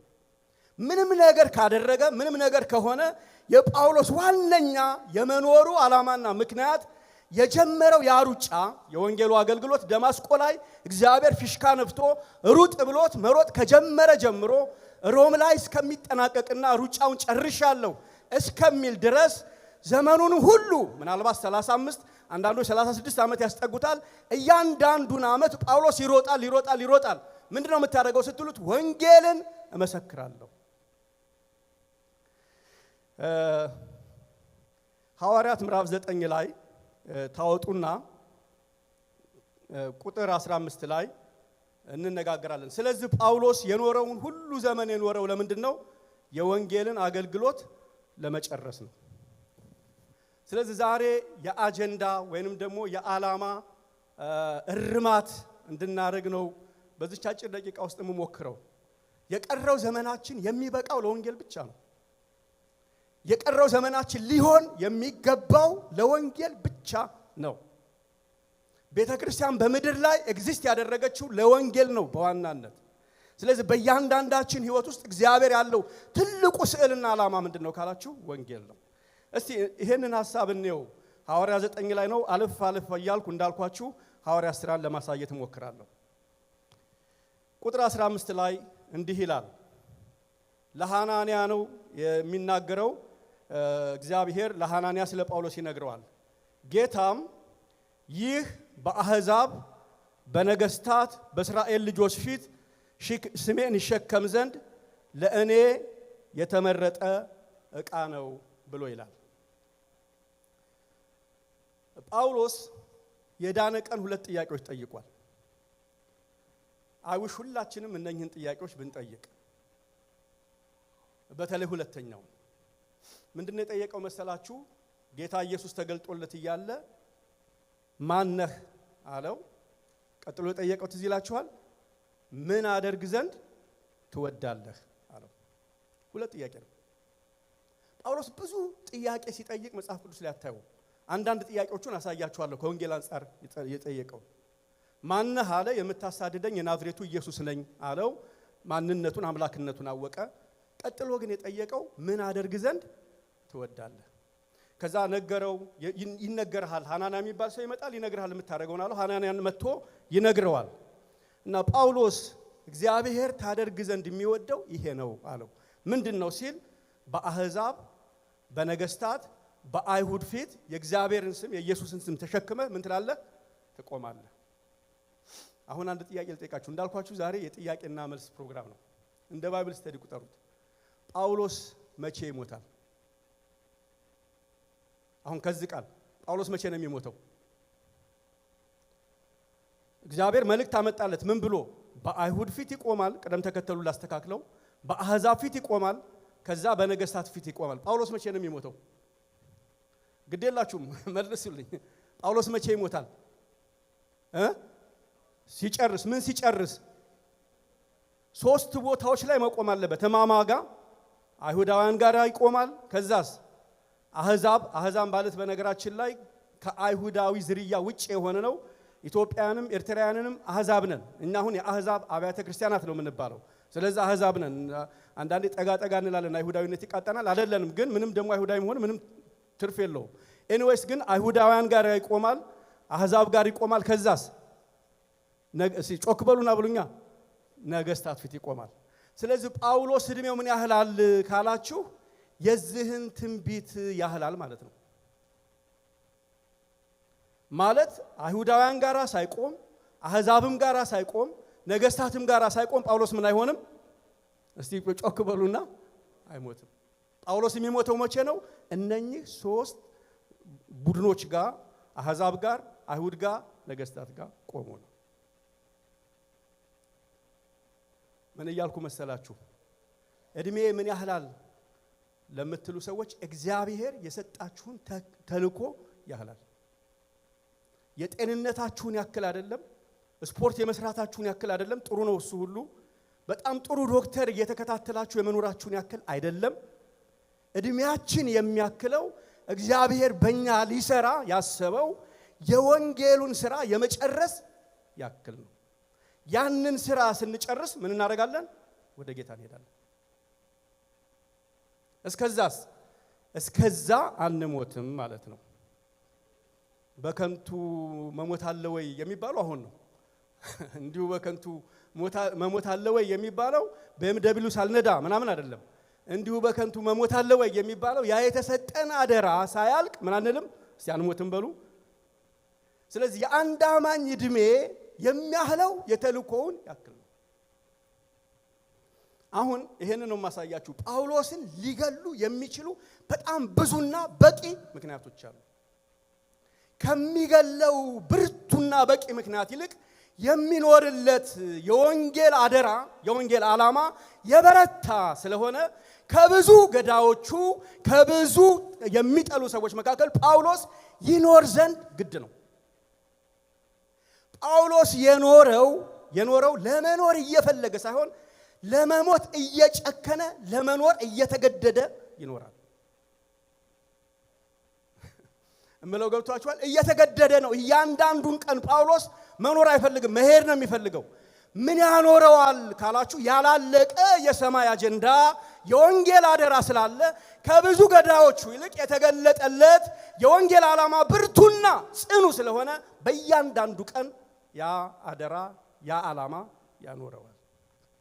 ወገኖች በምድር ላይ ዓላማ ከሌለን ወይንም ደግሞ የምንኖርለት የምንሞትለት ምክንያት ከሌለ የምንኖርለት ዓላማ የለም ማለት ነው። ጳውሎስ የሚሞትለት አንድ ጉዳይ አለ። ምን ይባላል? ወንጌል።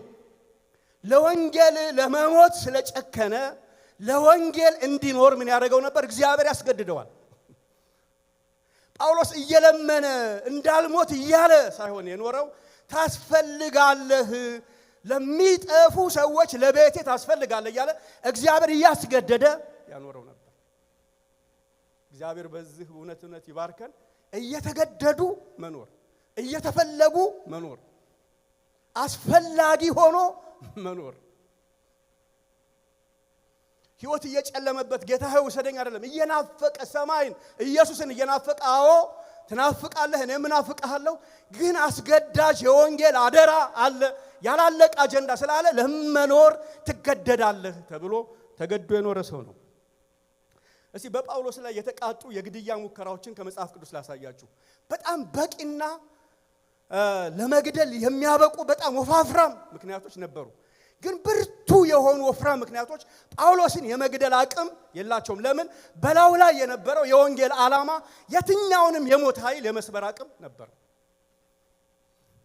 ስለዚህ እየገሰጽን አይደለም የምንኖረው፣ ሞትን በኢየሱስ ስም እያልን እየፈራኑ ሳይሆን ዓላማው የሞትን ቀንበር የሞትን ቀስት እየሰበረ ያኖረናል። አሜን። እስቲ ደማስቆ ላይ እዛው እንደዳነ ጳውሎስ ብዙ ቀን ሲሞላው አይሁድ ሊገድሉ ተማከሩ ይላል። የት? ደማስቆ። ብዙ ቀን እየመሰከረ ከዛ አንድ ቀን ላይ ተስማሙና ይገደል ጳውሎስ ተባብለው ምን አሉ? ተማከሩ። ምክር ብቻ አይደለም ጥረታቸውን ዝቅ ብሎ ሲናገር ሉቃስ፣ ሳኦል ግን ሐሳባቸውን አወቀ ይላል። ይገድሉትም ዘንድ በሌሊትና በቀን የከተማይቱን በር ሁሉ ይጠብቁ ነበር። ያኔ እንደምታውቁት እያንዳንዱ ከተማ በር አለው። በሮቹ በሙሉ ተዘጉ። ማለት ከፍተኛ ኢንስፔክሽን ይደረጋል፣ ማን እንዳይወጣ፣ ጳውሎስ እንዳያመልጥ። አሁን ጳውሎስ ከደማስቆ ከተማ ወጥቶ ማምለጥ ይችላል ወይንስ አይችልም? ለዚህ ነው ጠይቃችኋለሁ ያልኩት። ያመልጣል አያመልጥም? እስቲ በሉኛ ንገሩኝ። ታሪኩ አሁን ፊልም ስለሆነ እንደ ፊልም ያው ስላነበብን ነው እንጂ አሁን ስታዩት እያንዳንዱ በር ላይ ጠባቂ አለ። ማንን የሚጠብቅ? ጳውሎስን 24/7 እየተጠበቀ ነው። ጳውሎስ በምንም ተአምር እንዳይወጣ ሁሉም በር ተዘግቶ ይጠበቃል። ጳውሎስ ያመልጣል አያመልጥም? ጮክ በሉና ንገሩኝ። ያመልጣል። ለምን ያመልጣል? የተባለለት የተነገረለት የትንቢት ቃል ስላለ ምን የሚል? በአሕዛብ ፊት ይቆማል፣ በአይሁዳን ፊት ይቆማል፣ ከዛስ በነገስታት ፊት ይቆማል። ይሄ ትንቢት አልቋል? አላለቀም። ስለዚህ ትንቢቱ ስላላለቀ አደራው ስላላለቀ ምንም አይነት ኃይል ሊማከር ይችላል፣ ምንም በር ሊዘጋ ይችላል። ጳውሎስ ግን ሊያመልጥ ግድ ነው። ስለዚህ በሩ ተዘግቶ ተቆላልፎ የማምለጫ ቀዳዳ በጠፋበት ሁኔታ ውስጥ ደቀ መዛሙርቱ በቅርጫት አድርገው እንደ እንቁላል እንደ ዶሮ አስመለጡት። ለምን? ያላለቀ የእግዚአብሔር ፕሮግራም ስላለ። ያልሞትነው የሚገድል ምክንያት ጠፍቶ የሚገድል ኃይል ጠፍቶ ሳይሆን ያላለቀ መለኮታዊ አጀንዳ በሕይወታችን ስላለ ለመኖር ችለናል። የእግዚአብሔር ስም ብሩክ ይሁን። ስለዚህ ሞትን እየፈራነው ሳይሆን እያስፈራራነው እንድንኖር እግዚአብሔር ይፈልጋል። ሞት ላይ ጳውሎስ እየሸለለበት እየቀለደበት ነው የኖረው። ለምን? የሚኖርለት ብርቱ ዓላማ ከሚገለው ብርቱ እጅ የጸናና የበረታ እንደሆነ ስለሚያውቅ ስሙ ለዘላለም ይባረክ። እስቲ ምዕራፍ 14 ላይ ልውሰዳችሁ። አሁን ደማስቆ ነው። ልስጥራ የምትባል ከተማ እንገባለን። ልስጥራ ላይ ምዕራፍ 14 ቁጥር 19 ላይ ጳውሎስን ወገሩ ይላል። የማሰዎች የልስጥራ ሰዎች የሞተም መስሏቸው ከከተማ ወደ ውጭ ምን አደረጉት? ጎተቱት ይላል። አሁን በዚህ ከተማ ላይ ጆን ስቶት የተባሉ በጣም ወዳቸው አንድ ሊቃውንት ምን ይላሉ? አበባውንና ኮርማውን እምቢ ብሎ ነበር እዚህ ከተማ። ትዝ ይላችኋል። አማልክ ሰው መስለው መተዋል በተባለ ጊዜ ጳውሎስ አበባውንም ኮርማውንም አልቀበልም አለ እና ኮርማውንም አበባውንም እምቢ ሲል ተወገረ ማለት ነው። እና ከሁለት አንዱ ነው የምትቀበሉት ይላሉ እኚህ ሰው። ወይ ለአበባው ትኖራላችሁ ወይ ለዱላው ትኖራላችሁ። አበባውን እምቢ ስትሉ ለዱላ ያገኛችኋል፣ ዱላውን እምቢ ስትሉ አበባ ትቀበላላችሁ ይላሉ። እና ጳውሎስ አበባውን አልፈልግም፣ ክብር የሚገባው ለእግዚአብሔር ነው፣ እኛ ሰዎች ነን ብሎ ልብሱን ቀዶ ሲያበቃ በዚህ ከተማ ላይ ጳውሎስን ምን አደረጉት ይላል? ወገሩት። ከዛስ የሞተ መስሏቸው ከከተማ ወደ ውጪ ጎተቱት። ብዙ ሊቃውንቶች ምን ብለው ነው የሚያምኑት? ጳውሎስ የዚህ ቀን ሞቷል ብለው ያምናሉ። ለምን? ቅጥቅጥ አድርገው ከዛ ምን አድርገውታል? ጎትተውታል። ምን አረጋግጠዋል? ክሊኒካሊ በጣም ዴድ እንደሆነ አረጋግጠዋል። ስለዚህ ሞቷል ነው የሚባለው። ሌላም ቦታ ላይ ይሄንን ሐሳብ ሲያነሳ ትንሳኤ ሰጥቶኛል ብሎ ይናገራል። ማለት እንዳስነሳው ለመጠቆም ይሄን ታሪክ ይመስላል ይላሉ። አሁን ጳውሎስ ሞተ። ጳውሎስ ግን ከዚህ በኋላ ይቀጥላል ወይስ አይቀጥልም? በሉ ንገሩ። ይቀጥላል። ሞቶም ተቀጥቅጧል፣ ሞቷል፣ ከከተማ ውጪ ጥለውታል። እና ጳውሎስ አሁን ምንድነው መሆን ያለበት? መሞት ነው። ጳውሎስ ግን አልሞተም። እንደውም ደቀ መዛሙርት ከበው ሳሉ ለመሞቱና ተአምር እንደተሰራ ማረጋገጫው ምን መሰላችሁ? በእንደዚህ አይነት መንገድ የተቀጠቀጠ ሰው ከተነሳ እንኳን ሊነሳ የሚችለው እንግዲህ ሜዲካል ሰዎች አላችሁ፣ ሊነሳ የሚችለው ያቃሰተ ተደግፎ ምናምን ነው አይደለ? ግን እዩት የሚቀጥለውን ቁጥር። ደቀ መዛሙርት ከበውት እያለ ጳውሎስ ተነሳ ይላል። ቅጥቅጥ አድርገው ደም በደም ሆኖ ሞቷል ብለው ጥለውታል። ጳውሎስ ምን አለ? ብድግ አለ። ከየት? ከሞተበት። ለምን? ያላለቀ የእግዚአብሔር አጀንዳ በአሕዛብ ፊት፣ በአይሁድ ፊት፣ በነገስታት ፊት ምን ታደርጋለህ? እኔ እንዲህ ነው ማምነው። እንግዲህ እናንተ እንዴት እንደምታምኑ አላውቅም። እግዚአብሔር በህይወታችን የሚፈጽመው መለኮታዊ አጀንዳ ካለ ሞተንም እንኳን ቢሆን መነሳት ግድ ይሆናል። ሞተን እንኳን ቢሆን ያላለቀ ስራ ምንም እኮ ይባላል ስሙ ካንሰር ፎር ስቴጅ ፎር ምናምን የፈለገውን ይባል። ሳይንሱ ምንም ይበል፣ ሳይንስን አንክድም። ግን ከሳይንስ በላይ የሆነ የእግዚአብሔር መለኮታዊ አጀንዳ አቅም አለው። ተነሳ። ጳውሎስ ተነስቶ መኖር ግድ ነው። ለምን? የሚቆምበት ቦታ ስላለ። እግዚአብሔር ለጳውሎስ ስለራራለት አይደለም ቀን የጨመረለት። ቀን የጨመረለት በህይወቱ ስላዘው አጀንዳ ነው። ከፋታል አክሲደንት ተስባችሁ የወጣችሁት እግዚአብሔር በጣም ስለሚወዳችሁ ብቻ ሳይሆን ያላለቀ መለኮታዊ አጀንዳ ስላለ ነው። እየተሳብን ከዛ ጭርምርትምት ካለ መኪና ውስጥ ተስበን የወጣ ነው። አጀንዳው ብርቱ ስለሆነ ነው። ሃሌሉያ። ስለዚህ ሞተንም እንኳን አጀንዳው ካላለቀ ምን እናደርጋለን? እስቲ እነሳለሁ በሉ። እነሳለሁ። ወገኖቼ የምንኖረው በዚህ ኮንፊደንስ ነው። አባቶቻችን የኖሩት በዚህ እውነት ነው። ከሚገላቸው ብርቱና ብዙ ምክንያት ይልቅ የሚያድናቸው የሚያኑራቸው የተገለጠ የወንጌል አደራ አቅም እንዳለው ስለገባቸው ነው። ተመልከቱ።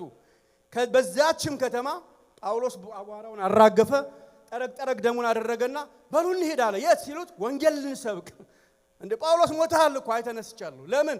የወንጌሉ ስብከት የወንጌሉ አደራ በጳውሎስ የጀመረው አላለቀም። እድሜያችን የአደራችንን ያክል ነው ወገኖች። እግዚአብሔር በምድር ላይ እንድንሰራ የሰጠንን አደራ የወንጌልን አደራ ያ የእድሜያችን ቁጥር ነው፣ የእድሜያችን ዘመን ነው። በዛሽ ከተማ ወንጌልን ሰብከው ይላል ሉቃስ።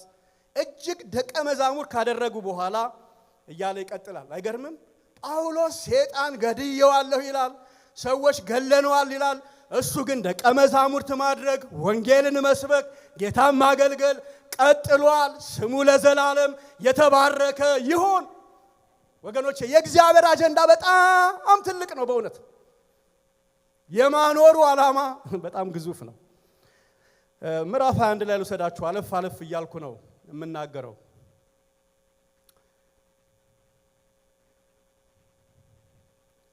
ምዕራፍ 21 ላይ ተይዞ በኢየሩሳሌም ነው። ይሄ ታውቃላችሁ። ከአገልግሎት ከተመለሰ በኋላ ግባና ንጻ ብለውት፣ ያው ታሪኩ ረጅም ነው። ከዛ የኤፌሶኑን ሰው ይዞ ቀን ስላዩት ቤተ መቅደስን አረከሳሉ፣ ያዙት። ጳውሎስን መምታት ቀጠሉ። ከዛ ሻለቃው ደርሶ አዳነው እና ምን ይላል መሰላችሁ? ምዕራፍ 21 ላይ ቁጥር 36 ብዙ ሕዝብ ኢየሩሳሌም ላይ የነበረ ብዙ ሕዝብ ኦልሞስት ሁሉም እንዲህ እያሉ ጮሁ፣ አስወግደው አስወግደው እያሉ ይጮሁና ይከተሉ ነበር። ከጥቂት ዓመት በፊት ይሄ ክራውድ ይሄ ጩኸት ኢየሱስን አስገድሏል። ጳውሎስ ግን አያስገድለውም። ኢየሱስ የተገደለው ቀን ጎሎበት አይደለም። ባለፈው ተናግሬያለሁ። ዓላማውን ወይንም ደግሞ ጥሪውን ስለጨረሰ ነው። ያው ክራውድ ያው ጩኸት ጳውሎስ ይወገድ ይወገድ እያሉ ይጮሃሉ። ጳውሎስ ግን ይቀጥላል። ወገኖች የብዙ ሰዎች ደግነትም የብዙ ሰዎች ክፋትም የመኖራችን ምክንያት አይደለም። ሰዎች ስለራሩልን አንኖርም። ሰዎች ስለጨከኑብንም አንሞትም። የሚያኖረንም የሚወስደንም እግዚአብሔር ብቻ ነው። ዓላማው ሲያልቅ ስራው ሲያልቅ ሁላችን እንሄዳለን።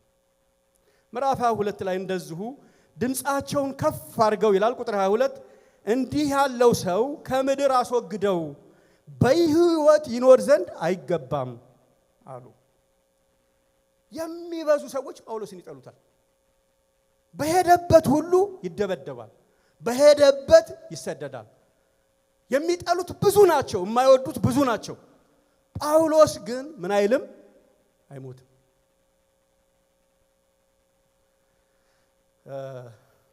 ስለዚህ የሰዎች ቸርነት አያኖረንም። ጥሩ ነው የሰዎች ቸርነት፣ ግን የመኖራችን ምክንያት የወንጌሉ አገልግሎት ነው። እግዚአብሔር ጳውሎስን ብዙ ጊዜ ሲያናገረው አላይም በመጽሐፍ ቅዱስ። በተለይ ሐዋርያት ሥራን ሳነብ የተጻፈውን ሳይ እግዚአብሔር እየመጣ ብዙ መልእክት ሲናገረው አልሰማም። እንደው በእግረ መንገዴ ስለ መልእክትም ልናገር። ብዙ መልእክት የሰማ ሰው አይደለም ጳውሎስ። በጣም ጥቂት መልእክቶች ነው በህይወቱ የመጡት። ለምሳሌ አንደኛው የመጣው መልእክት ምን መሰላችሁ? በአንጾኪያ ያሉ በርናባስንና ጳውሎስን ለጠራኋቸው ሥራ ምን በሉልኝ ለዩልኝ የሚል መልእክት መጥቷል። ስለዚህ የመጣው መልእክት ከምን ጋር ነው? ከወንጌል አገልግሎት ጋር ነው። ጳውሎስን እግዚአብሔር ሁሌ ሲያወራው የሚያወራው ከምን አንጻር ነው ታውቃላችሁ? ለወንጌሉ ካለው ጥሪ አንጻር ነው። የመልእክት ደብተሮቻችን ቢፈተሹ ምን ሊመስሉ እንደሚችሉ እኔ አላውቅም።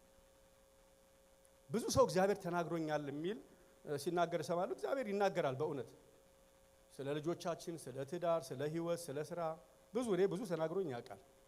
ግን በጳውሎስ ህይወት ውስጥ በጣም ያስተዋልኩት ነገር እግዚአብሔር ስለዚህ ምድራዊ ጠፊ ነገር ብዙ አንድም ቦታ ላይ ይሁን ከመጣ እግዚአብሔር ጳውሎስ ጋራ መጥቶ የሚያወራው ምንድነው? ወንጌል ነው። አሁን ላሳያችሁ አንዱ እግዚአብሔር ጳውሎስን የተናገረውን ቦታ ምዕራፍ 23 ቁጥር 11 ሐዋርያት ሥራ ቁጥር 10 ላይ ግን እንዲህ ይላል። ብዙ ጥልም በሆነ ጊዜ ሻለቃው ጳውሎስን እንዳይገነጣጥሉት ፈርቶ ጭፍሮች ወርደው ከመካከላቸው እንዲነጥቁት ወደ ሰፈር እንዲያገቡ ታዘዘ ይላል። አሁን ጳውሎስን ምን ለማድረግ ሞክረዋል ማለት ነው? ተርን ቱ ፒስስ ነው የሚለው ማለት ቡጭቅጭቅ ሊያደርጉት ነበር እና የሻለቃው ደርሶ አዳነው። ለምን? ጳውሎስ በአሕዛብ ፊት፣ በአይሁድ ፊት፣ በነገስታት ፊት ምን ማድረግ አለበት? መቆም አለበት። አሁን በዛ ቀን እግዚአብሔር መጣ ጳውሎስ ጋር። እግዚአብሔር መጥቶ ምን ይለዋል መሰላችሁ? ቁጥር 11 ላይ በኢየሩሳሌም ስለኔ እንደመሰከርክ እንዲሁ በሮሜም ትመሰክርልኝ ዘንድ ይገባሃል። ከዛስ አይዞሃል። ጳውሎስን ማን ነው አይዞህ ያለው? እግዚአብሔር። ለምን? በኢየሩሳሌም እንደመሰከርክ በሮሜም ልትመሰክርልኝ ምን ይሆናል? ይገባል። ስለዚህ ጳውሎስ ቢያንስ አሁን በዚህ ምዕራፍ ከሞተ እንኳን የት ሄዶ ነው የሚሞተው ማለት ነው? ሮሜ ሄዶ ነው። ይሄ መልእክት የመጣለት ኢየሩሳሌም ነው። በኢየሩሳሌምና በሮሜ መካከል በጣም ብዙ ማይል ርቀት አለ። ጳውሎስ ግን ሮሜ መሄዱ ምንድነው ማለት ነው? በዚህ ክፍል ንገሩኛ፣ ምንድነው? ግድ ነው። ለምን? በሮሜ ሄደህ ለኔ ምን ታደርግልኛለህ? ትመሰክርልኛለህ።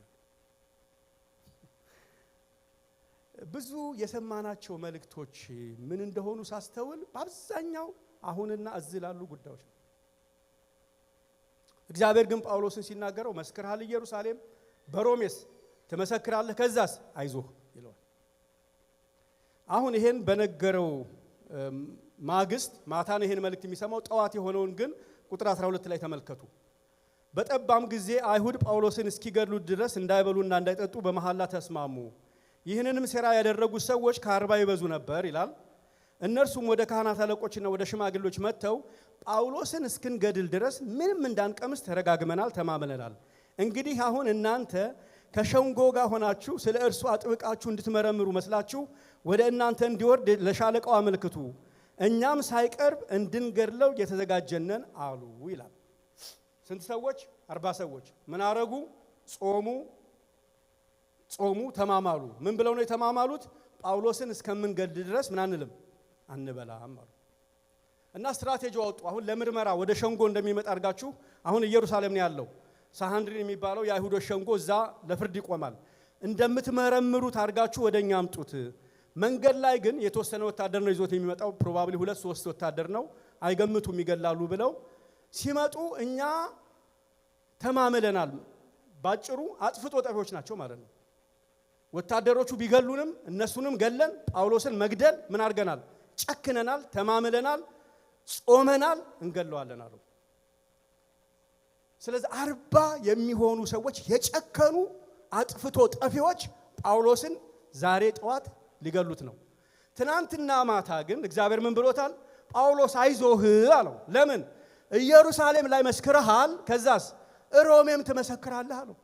አሁን በሮሜና በኢየሩሳሌም መካከል 40 ሰዎች ገቡ። ምን ሊያረጉ? አጥፍቶ ጠፊዎች፣ ጳውሎስን ፈጽመው ለመግደል የጨከኑ የቆረጡ አጥፍቶ ጠፊዎች መጡ። ጳውሎስ አሁን ይሞታል አይሞትም? ንገሩኛ። ስለዚህ አጥፍቶ ጠፊ የጨከነ የቆረጠ ነፍሳችሁን ሊገድል የዛተ ምንም አይነት ኃይል ቢኖር ነው ሉቃስ የሚለን እናንተን የመግደል አቅምና ብቃት የለውም። ለምን? በሌሊት የሰማችሁት በለሆሳስ የመጣው የእግዚአብሔር ድምፅ ከጠዋት ገዳዎች ከጠዋት የሚመካከሩ ገዳዎች የቀደመ የእግዚአብሔር ድምፅ አለ። ወገኖች አንድ ነገር ነው የምላችሁ፣ እኛን ለመግደል ሌሊትና ቀን ከሚያስር ከዘር እርግማን ከአስማተኛው ከጠንቋው የማይገሉ ለምንድን ነው ካላችሁ፣ እኛን የሚጠብቅ የእግዚአብሔር ዓላማ የእግዚአብሔር አጀንዳ ትልቅ ስለሆነ ነው። ሃሌሉያ! የምኖርለት ምክንያት ከገዳዮች በላይ ብርቱና ጽኑ ነው። ስለዚህ እንዲሁ በከንቱ አንሞትም። ለምን? ገዳይ ስለጠፋ ሳይሆን አጀንዳ ስላላለቀ ነው። አራሚን ገዳዮች አሉ፣ በየመንደሩ በየሰፈሩ አጥፍቶ ጠፊ አለ። ግን ጳውሎስን መግደል አይቻልም። መቼ? ጊዜው ሳይደርስ፣ ቀኑ ሳይደርስ፣ ስራው ሳያልቅ። እኔ እንዲህ እላለሁ፣ ሴጣን ተቀድሟል። አሜን፣ ሴጣን ተቀድሟል። እነኛ 40 ሰዎች የሌሊቱን ድምፅ አያውቁም። የጠዋቱን ምክር ነው። ግን የጠዋቱን ምክር የቀደመ የሌሊቱ የእግዚአብሔር የማዳን አጀንዳ የእግዚአብሔር የሥራ አጀንዳ መጥቷል። ሃሌሉያ! ወገኖቼ የምንኖረው በእግዚአብሔር የድምፁ ጉልበት ነው። በቀኑ አጀንዳ አይደለም። ቀኑ ላይ ብዙ የገዳይ አጀንዳ ሊሰለፍ ይችላል። በመኪና ገሎ ለመሄድ በብዙ ነገር መናፍስቶች ሁሌ ይሰራሉ። ከነሱ ሌሊትና ቀን ከሚደረግ ምክር በሌሊት የተናገረን ያጫወተን እግዚአብሔር ጠባቂያችን ብርቱ ነው። ስሙ ለዘላለም ይባረክ። አንሞትም። ስለዚህ አንሞትም ብለን የምንለው ፉከራ አይደለም። አንሞትም የምንለው ያላለቀ የሰማይ አጀንዳ ስላለ ነው። እና ታውቃላችሁ፣ ሴራው ከሸፈ። አንድ ሕፃን ልጅ እዛ ሲመካከሩ እንዴት እንደተገኘ አላውቅም። የጳውሎስ የእህቱ ልጅ አመለከተ። ከዛ ጳውሎስ በ200 ወታደሮች በስንት ፈረሶች ታጅቦ ወደ ቂሳሪያ 120 ኪሎ ሜትር ኢየሩሳሌም አካባቢ እስራኤል ሄዳችሁ ሰዎች ታውቁት ይሆናል። ወደዛ ወሰዱት። ጳውሎስ ምን አላለም? አልሞተም። ለምን? የወንጌሉ አገልግሎት እስከሚያልቅ ድረስ የመኖር ግዴታ አለበት።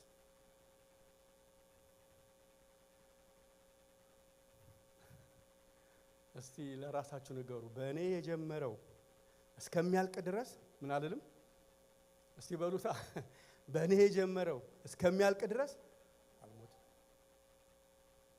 አረ ዶክተሩ የነገረኝን ይሄን ሰሞን አልሰማህም? እውነት ነው፣ ሳይንሱን እናምናለን። እሱ ካላችሁ የሜዲካል ሪፖርት ይልቅ እግዚአብሔር የተናገራችሁ ቃል ብርቱ ነው።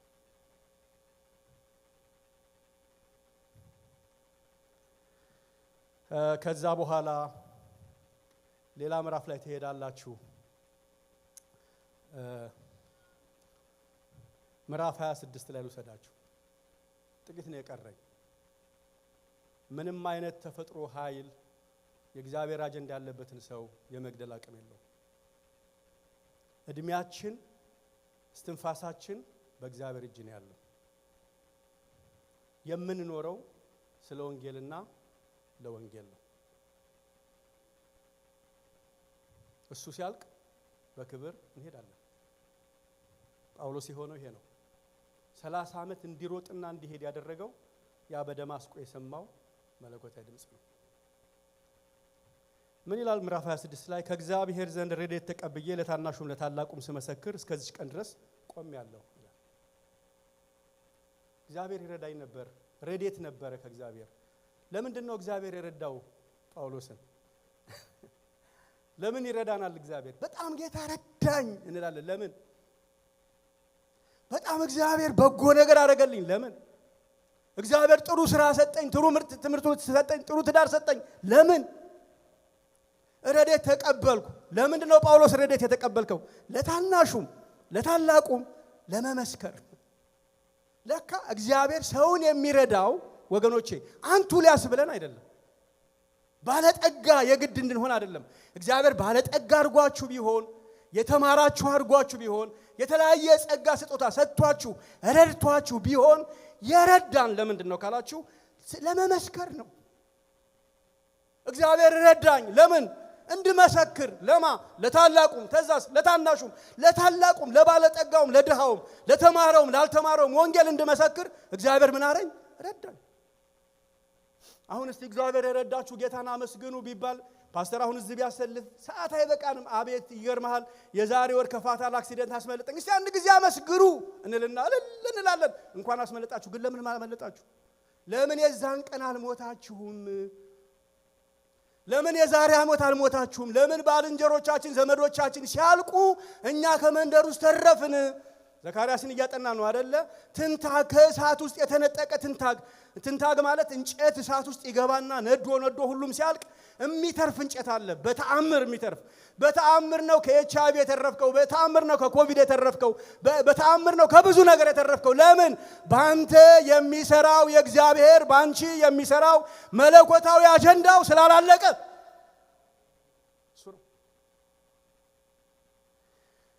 ሰሞኑን እስር ቤት ነው የማገለግለው ታውቃላችሁና፣ ሁለት ሰዎች ወደ እስር ቤት መጡ።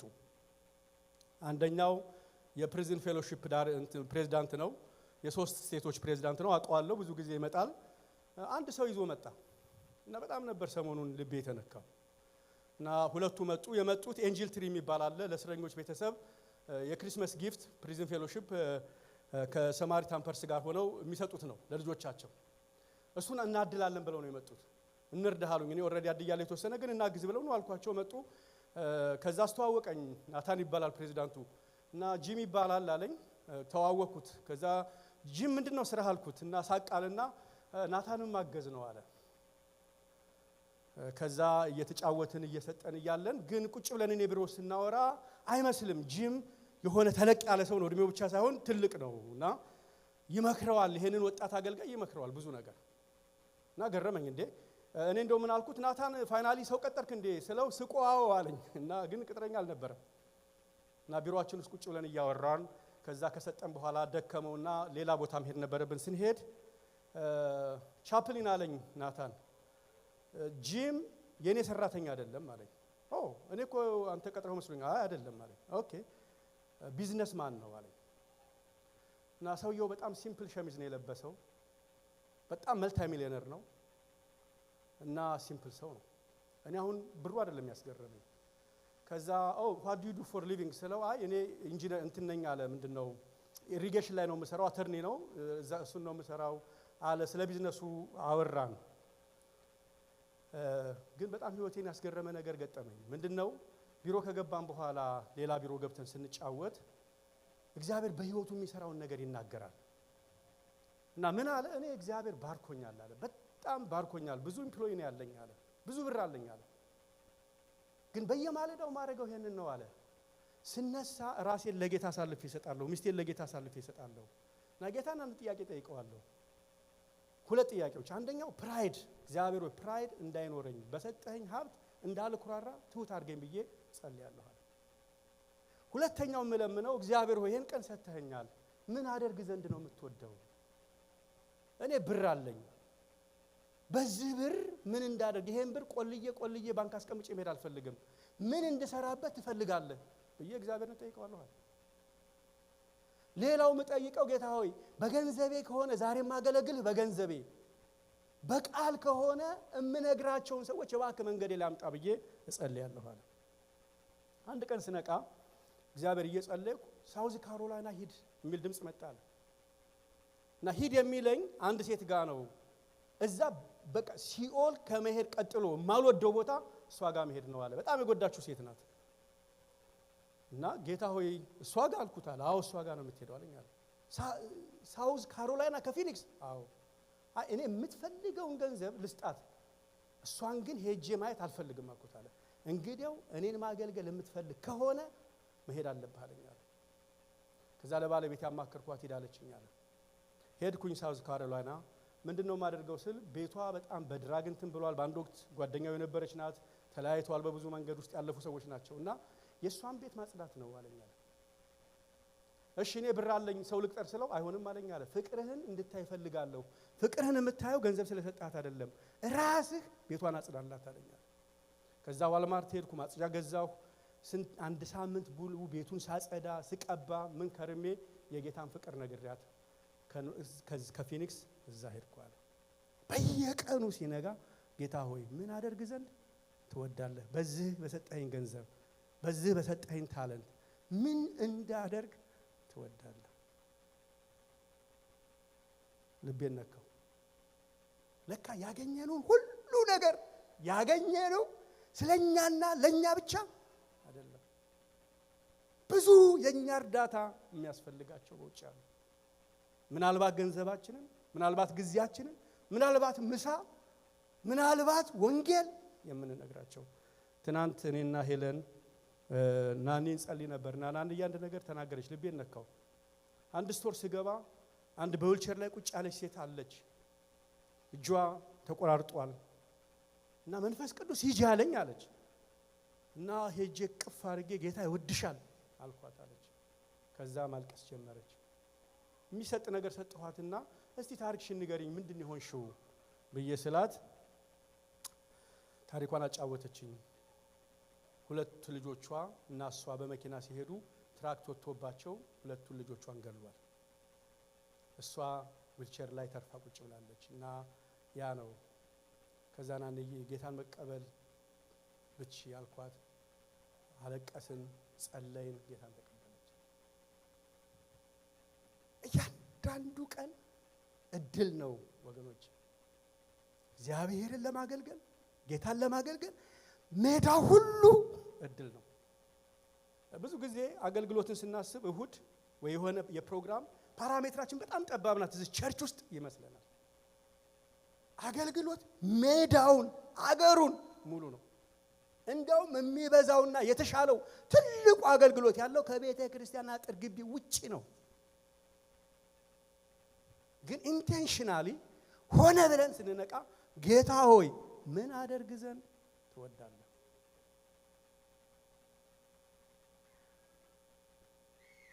ጳውሎስ ረዳኝ። ለምን ረዳ ስትሉት የሚገርም ነው። አታየውም የሰጠኝን ቤት አይላችሁም? ረዳኝ፣ እግዚአብሔር የረዳኝ ሰው ነኝ። ለምን? ለታላቁም ለታናሹ ልመሰክር። በእውነት እንኳን እግዚአብሔር ቤት ሰጠን፣ እንኳን ምግብ ሰጠን፣ እንኳን አበላን፣ እንኳን አጠጣን። ስሙ የተባረከ ይሁን። እኔ በጣም ነው ጌታን የማመሰግነው ስለሱ። ግን ከበላንለት፣ ከጠጣንለት፣ ከለበስነውና ከነዳኑ ከገዛኑ ቤት በላይ የሆነ ትልቅ አጀንዳ አለ እና ይሄ ሰው ምን አለ? እግዚአብሔር ለሰጣችሁ የትኛውም ነገር ባላደራ ናችሁ። እንደውም ልጸልይላችሁ ብሎ ጸልይልኛም። በጣም ሚሊዮነር ነው እና ስሰማ በኋላ እኔ አላቅም ነበር፣ በጣም ኮምፕሌክሱ ብዙ ስለሆነ ማክሰኞ እየመጣ ይሄ ባለጠጋ ሰው እስረኞችን ያስተምራል። እኛ እስር ቤት በየሳምንቱ እየነዳ መጥቶ ወንጌል ይሰብካል እስረኞች።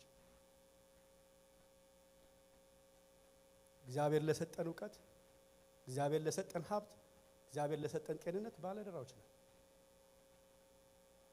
ረዳኝ።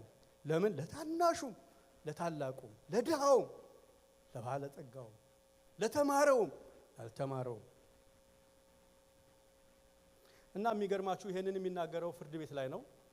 ፍርድ ቤት ያው እንደምታውቁት ወሳኝ ሰዓት ነው። ጳውሎስ ደግሞ ይሄን ሙግት ማሸነፍ አለበት እና ትልቅ እድል ነው የተሰጠው።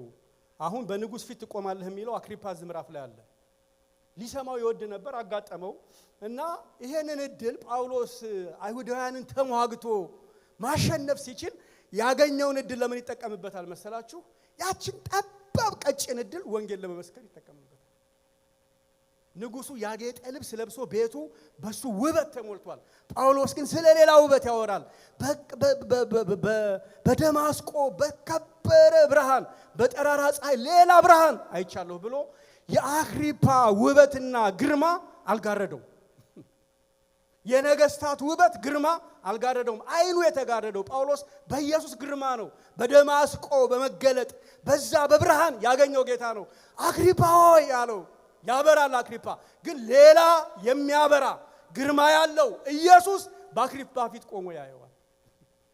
አይገርምም? እና የፍርድ ቤቱን ሙግት እያንዳንዱን ደቂቃ ጥንፍፍ አድርጎ ራሱን ለመከላከል ሲችል ያንን ያገኘውን እድል ወንጌል ለመስበክ ተጠቀመበት። እኔ ሁሌ ላለው ጳውሎስን የነካ እኔን ያልነካ ምንድነው እላለሁ። ጳውሎስን ያገኘ እኔን ያላገኘ ምንድነው? እንደዚህ እንደ እብድ ሰው ጳውሎስን ያደረገው ምንድነው ስትሉ ያ የደማስቆ ብርሃን የወንጌሉ ክብር ጳውሎስን እንደሌላ ሰው ለውጦታል። ምንም ከሌላ ፕላኔት የመጣ ሰው አይደለም፣ እንደኛ ስጋ የለበሰ ነው። ግን የክርስቶስ ፍቅር በልቡ ስለፈሰሰ በገበያ በምኩራብ በቤት በሄደበት ሁሉ ማንን ያወራል? ኢየሱስ አልፎ አልፎ አጀንዳው አይደለም። ጳውሎስ ካፉ ላይ የማይጠፋ የህይወቱ ጉዳይ ነው። አይጠፋም ኢየሱስ ካፉ። እግዚአብሔር በዚህ ባርክን። በቃ አይጠፋም ኢየሱስ። በሄደበት በቆመበት በገባበት ሁሉም ያወራው ስለ ኢየሱስ ነው። እና ከዛ ቀጠለና አክሪፓ አለው፣ ነቢያትን ታምናለህ? እንድታምናቸው አውቃለሁ። አክሪጳም ጳውሎስን ወይ ጉድ ብሎ በጥቂቱ ክርስቲያን ልታደርገኝ ትወዳለህ? እንዲህ በዚች አጭር ሞመንት በፍርድ ቤት ሙግት እኔን አማኝ ማድረግ ትወዳለህ ሲለው ምን ይላል መሰላችሁ ጳውሎስ? በጥቂት ቢሆን ወይም በብዙ በአጭር ደቂቃ ይሁን በረጅም ደቂቃ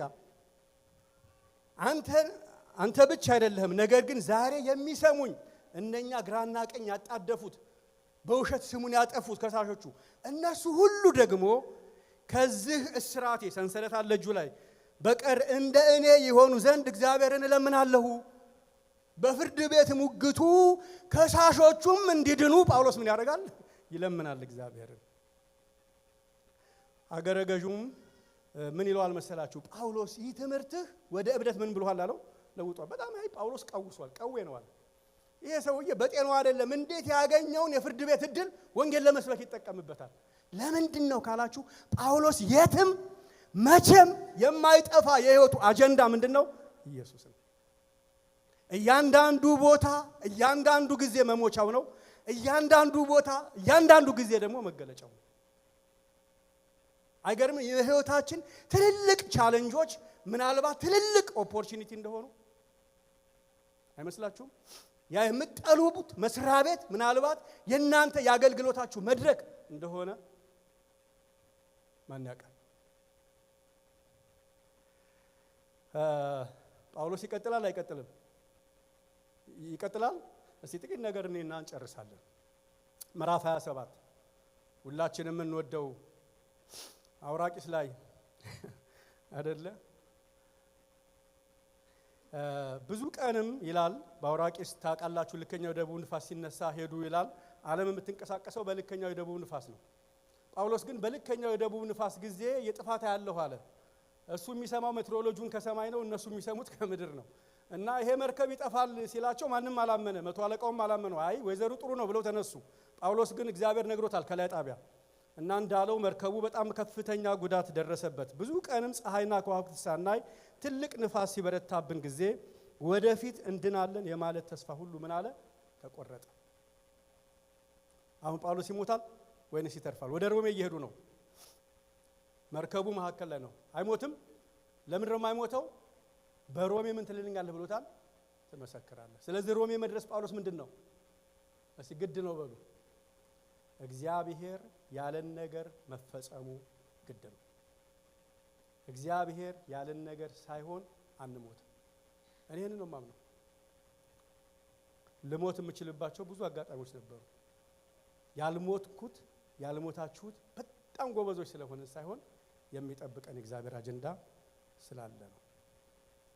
ከዛ ቁጥር 23 ላይ እንዲህ ይላል። አሁን ደግሞ ሌላ ጊዜ ጌታ የመጣው አሁን ነው። እንዳልኳችሁ ደማስቆ ላይ ተናገረው፣ አንጾኪያ ላይ ለዩልኝ ብሎ ተናገረው። ከዛ በኢየሩሳሌም እንደመሰከርክ በሮሜ ትመሰክራለህ አለው። ተመልከቱ፣ የሚመጣበት ጊዜ ጌታ መጥቶ ጳውሎስን የሚያወራበት ጊዜ በሙሉ የሚመጣው ከምን አንጻር ነው? ከወንጌል አንጻር ነው። ለሌላ ጉዳይ ጳውሎስ አከብርሃለሁ ምናምን የሚል መልእክት የለም። ጳውሎስ አዞርሃለሁ የሚል መልእክት የለም። ከዞረ ለወንጌል ነው የሚዞረው። መዞር ግብ አይደለም። ታዋቂ መሆን የህይወታችን ግብ አይደለም። ፌም ግባችን አይደለም። ሀብት ግባችን አይደለም። ግባችን ወንጌል ነው። አከብርሃለሁ አከብርሻለሁ ምናምን የሚሉ መልእክቶች ይመጣሉ። እኔ ክብር ማለት ለኢየሱስ ኖሮ መሞት ነው። እስቲ አሜን በሉ። በቃ እሱ ነው ክብር። እንደው ሞቅ ሞቅ ስለሚያደርጉን ነው እንጂ እኮ ምንም ሌላ ነገር የለውም። ለነገሩ እንደሱ ያሉን እኔ እንደሱ ነው የሚመስልኝ። በቃ አከብርሻለሁ አወጣሻለሁ ምናምን እሱ አይመስለኝም። እኔ እሱ አይመስለኝም። የጌታ መልእክት የጌታ ሐሳብ እሱ አይመስለኝም። ምንድነው ካላችሁ አኖርሃለሁ። ለምን? እንድመሰክር። በቃ እሰጥሃለሁ። ለምን? በሰጠው እንድታገለግል። እቀባሃለሁ ቅባት። ለምን? እግዚአብሔርን እንድታገለግል። እኛን አንቱ ዝነኛ ማድረግ የወንጌል ዓላማ አይደለም። ስተንዋል እና መጣ እግዚአብሔር። አሁን ይመጣል። እዚህ ምን ሆኗል? የመዳን ተስፋ ምን ብሏል? ተቆርጧል። ለምን ላይ ተቆረጠው? አውራቂስ መርከቢቱን ስብርብር አድርጎ እቃቸውን በሙሉ እየጣሉ ነው። እግዚአብሔር በሌሊት መጣና ጳውሎስን አወራው እና ጳውሎስ ተነሳና ማለዳ እንዲህ አለ። የእርሱ የምሆንና ደሞም የማመልከው የእግዚአብሔር መልአክ በሌሊት በዚህ ሌሊት ባጠገቤ ቆሞ ነበር አለ። መጣና መልአኩ ጳውሎስ አጠገብ ቆመ እና ምን አለኝ ይላል። ጳውሎስ ሆይ አትፍራ፣ በቄሳር ፊት ልትቆም ምን ይላል ይገባል። አያችሁ፣ በማን ፊት ትቆማለህ ብሎታል። ደማስቆ ላይ ዛሬ 30 ምናምን ዓመት በቄሳር ፊት በንጉስ ፊት ትቆማለህ። አክሪፓ ጋር ቆሟል፣ ግን እሱ የሮማ ንጉስ አይደለም። ቄሳር ጋር ጳውሎስ መቆም ግድ ነው። ግን እንዳይቆም አሁን ማን መጥቷል? አውራቂስ መጥቶ መርከቢቷን ብትንትን አድርጓታል። ጳውሎስ ይሞታል አይሞትም? አይሞትም። ለምን? እግዚአብሔር መጣና ትቆማለህ። በቄሳር ፊት መቆም ግድ ነው። እንኳን ሰዎች ተፈጥሮ አይገለንም። ያለ ጊዜው አውራቂስ ገዳይ ነው። መርከቡ ጠፊ ነው። መሞት የግድ ነው። ግን እንኳን ጳውሎስ አብረውት ያሉ ሰዎች አይሞቱም ነበር። ለምን? ጳውሎስ የተነገረለት ተስፋ ስላለ። ስለዚህ እናንተ ሰዎች ያዛችሁ እንደተናገረኝ እንዲሁ እንዲሆን እግዚአብሔርን አምናለሁ። ብዙ ጊዜ እንላለን እንደተናገረኝ እንዲሁ እንዲሆን እግዚአብሔርን አምናለሁ። ምንድነው የተናገረ ነው ጉዳዩ? የሚናገር ወንጌል ነው። ከወንጌል ውጪ አስተምርሻለሁ ቢል ለወንጌል፣ እባርካለሁ ቢል ለወንጌል፣ ታገባለህ ቢል ለወንጌል፣ ቤት እሰጥሃለሁ ቢል ለወንጌል። የሚሰጠንን ሁሉ ነገር እግዚአብሔር የሚሰጠን ከወንጌል እሳቤ አንጻር መጨረሻ እዛው ምዕራፍ ላይ ወታደሮቹ ይገደሉ እስረኞቹ ሊያመልጡ ነው አሉና በቃ ቢገደሉ ነው ሲሉ አይሆንም አለ መቶ አለቃው። ለማን ብሎ? ለጳውሎስ። ስለዚህ ወታደሮቹ ውሳኔ እንትን አላለውም። ይሄን ተናግሬ እጨርሳለሁ። ምዕራፍ 28 ቁጥር 30 ጳውሎስ በተከራየው ቤት 2 ዓመት ሙሉ ተቀመጠ። ወደ እርሱም የሚመጡትን ይቀበል ነበር። እንደው ጌታ ሆይ በኪራይ ቤት እስከ መቼ አላለም ጳውሎስ? ቤት ተከራይቶ ምን ይል ነበር? አንዳንዶች ይሉናል ጳውሎስ በጣም ባለጠጋ ሰው ነበር፣ መርከብም ነበረው እያሉ ይላሉ። የብልጽግና ወንጌል ሰባኪዎች ውሸት ነው። አልነበረው። ቤት እንኳን ኪራይ ነበረው። ወገኖቼ ልዩነታችን ቤት መግዛታችንና መከራየታችን አይደለም። ልዩነታችን የምንኖረው የገንዘብ መጠን አይደለም። ልዩነታችን የምንኖርበት ዓላማ ነው። ጳውሎስ ቤት ተከራይቷል። በተከራየው ቤት ግን ምን እንደሚያደርግ ተመልከቱ። ወደ እርሱም የሚመጡትን ሁሉ ይቀበል ይልና ማንም ሳይከለክለው የእግዚአብሔርን መንግስት እየሰበከ ጌታ ኢየሱስ ክርስቶስን እጅግ ገልጦ ያስተምር ነበር። ከዛ በኋላ ጳውሎስ ይቀጥላል ታሪኩ። ሉቃስ ግን የጳውሎስን ታሪክ የጨረሰው በዚህ ነው። የእግዚአብሔርን መንግስት ኢየሱስ ክርስቶስን እየሰበከ ቀጠለ። ሐዋርያት 28 የሚያስገርም መጽሐፍ ነው። አሜን ተብሎ ያላለቀ መጽሐፍ ነው። አሜን አለ አይታችኋል? የለም አይደል? ምንድነው ይላሉ? ያ በጳውሎስ የጀመረው በሐዋርያቱ የጀመረው አገልግሎት ስለሚቀጥል ነው ብለው እዛ ሀገር አክትስ 29 የሚል ሚኒስትሪ አለ። ይቀጥላል። አክትስ 29 በእኛ ይቀጥላል ይላል። የጌታ ስም ብሩክ ይሁን። የምንኖረው ለወንጌል ነው። የምንኖርለት ወንጌል የመኖራችን ዋስትና ነው።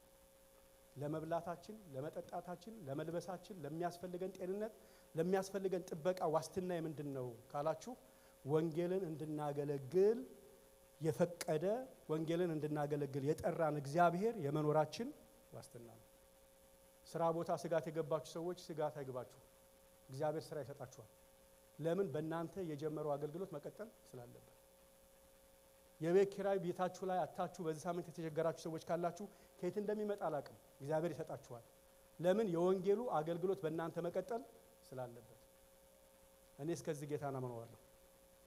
የእግዚአብሔር ስም ብሩክ ይሁን።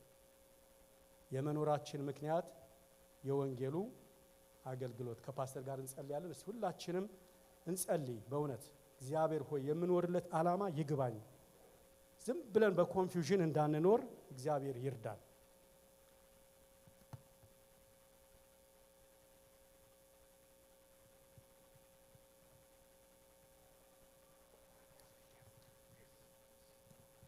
ሁላችንም ቆመን አጭር ጸሎት ጸልየን እንሄዳለን። አትውጡ ጸልያለንና አጭር ጸሎት ነው የምንጸልየው። አንድ ወንድሜ ሲናገር አንድ ነገር ትዝ አለኝ። አንድ ከተማ ሄጄ አንድ ወንድም አንድ ነገር ነገረኝ። በደርግ ጊዜ አለ በጣም አንድ ኃይለኛ ሰው ነበር አለ እና እዛ እስር ቤት ከተውን ከቀኜ ከግራዬ ጓደኞቼን አጣሁ አለ እና ከዛ በኋላ ደግሞ እንደምንም እግዚአብሔር ረድቶኝ ከእስር ቤት ወጥቼ ሱዳን ገባሁ አለ። ሱዳን ደግሞ በቃ ይሞታል ተብዬ ነበር አለ። አጥንት ሆኜ እግዚአብሔር ረዳኝና እዚህ መጣሁ። ለምን እንደሆነ አላቅም። ይኸው እግዚአብሔር ፍሬ ሰጥቶኝ ይኸው እነዚህን ልጆቼን እያየው ነው አለ እና እግዚአብሔር ያድናል። የሚያድነን በህይወት እንድንኖር የሚያደርገን ኢየሱስን እንድንመሰክር ነው። እየሄድን ባፋችን ላንናገር እንችላለን፣ ግን በታማኝነት የእግዚአብሔር ስራ ባለበት ቦታ ስንሆን ኢየሱስን እየመሰከርን ነው ያለነው። በምን አይነት ሁኔታ እንዳለፍን እያንዳንዳችን እናውቀዋለን። እግዚአብሔር ህይወታችንን ጠብቆ ለወንጌል ዛሬ ስላደረሰን ስሙ ይባረክ። እናመሰግንሃለን ጌታ ሆይ። ነገም ስንነሳ እግዚአብሔር ሆይ ለሰዎች ሄደን ላንናገር እንችላለን፣ ግን እግዚአብሔር ሆይ በምናደርገው ሁሉ ወንጌልን የሚደግፍ የወንጌል ነገር ያለበት እንዲሆን ነገራችን በኢየሱስ ስም እንጸልያለን። ሰዎች ስንረዳ ላንተ መንግስት፣ ያንተን ነገር ስንናገር ላንተ መንግስት፣ እግዚአብሔር ሆይ የሰጠህንን ስናካፍል ላንተ መንግስት እንደሆነ የረዳህን ያገዝከን በህይወት የጠበቅከን እዚህ ያደረስከን አንተ እንደሆንክ እያሰብን የሰጠህንን እግዚአብሔር ሆይ በሰጠህን ላይ ክብርን እየሰጠን ላንተ መንግስት ራሳችንን እንደገና እንሰጣለን። እርዳን፣ አግዘን በኢየሱስ ስም። እግዚአብሔር ይባርካችሁ፣ ይጠብቃችሁ፣ ሰላሙን ይስጣችሁ በኢየሱስ ክርስቶስ ስም አሜን። ተባረኩ። እግዚአብሔር ይባርክህ ፓስተር ዘካርያስ። ትልቅ ቃል ነው። እንግዲህ ይሄንን እያሰብን ሁላችንም እንሄዳለን።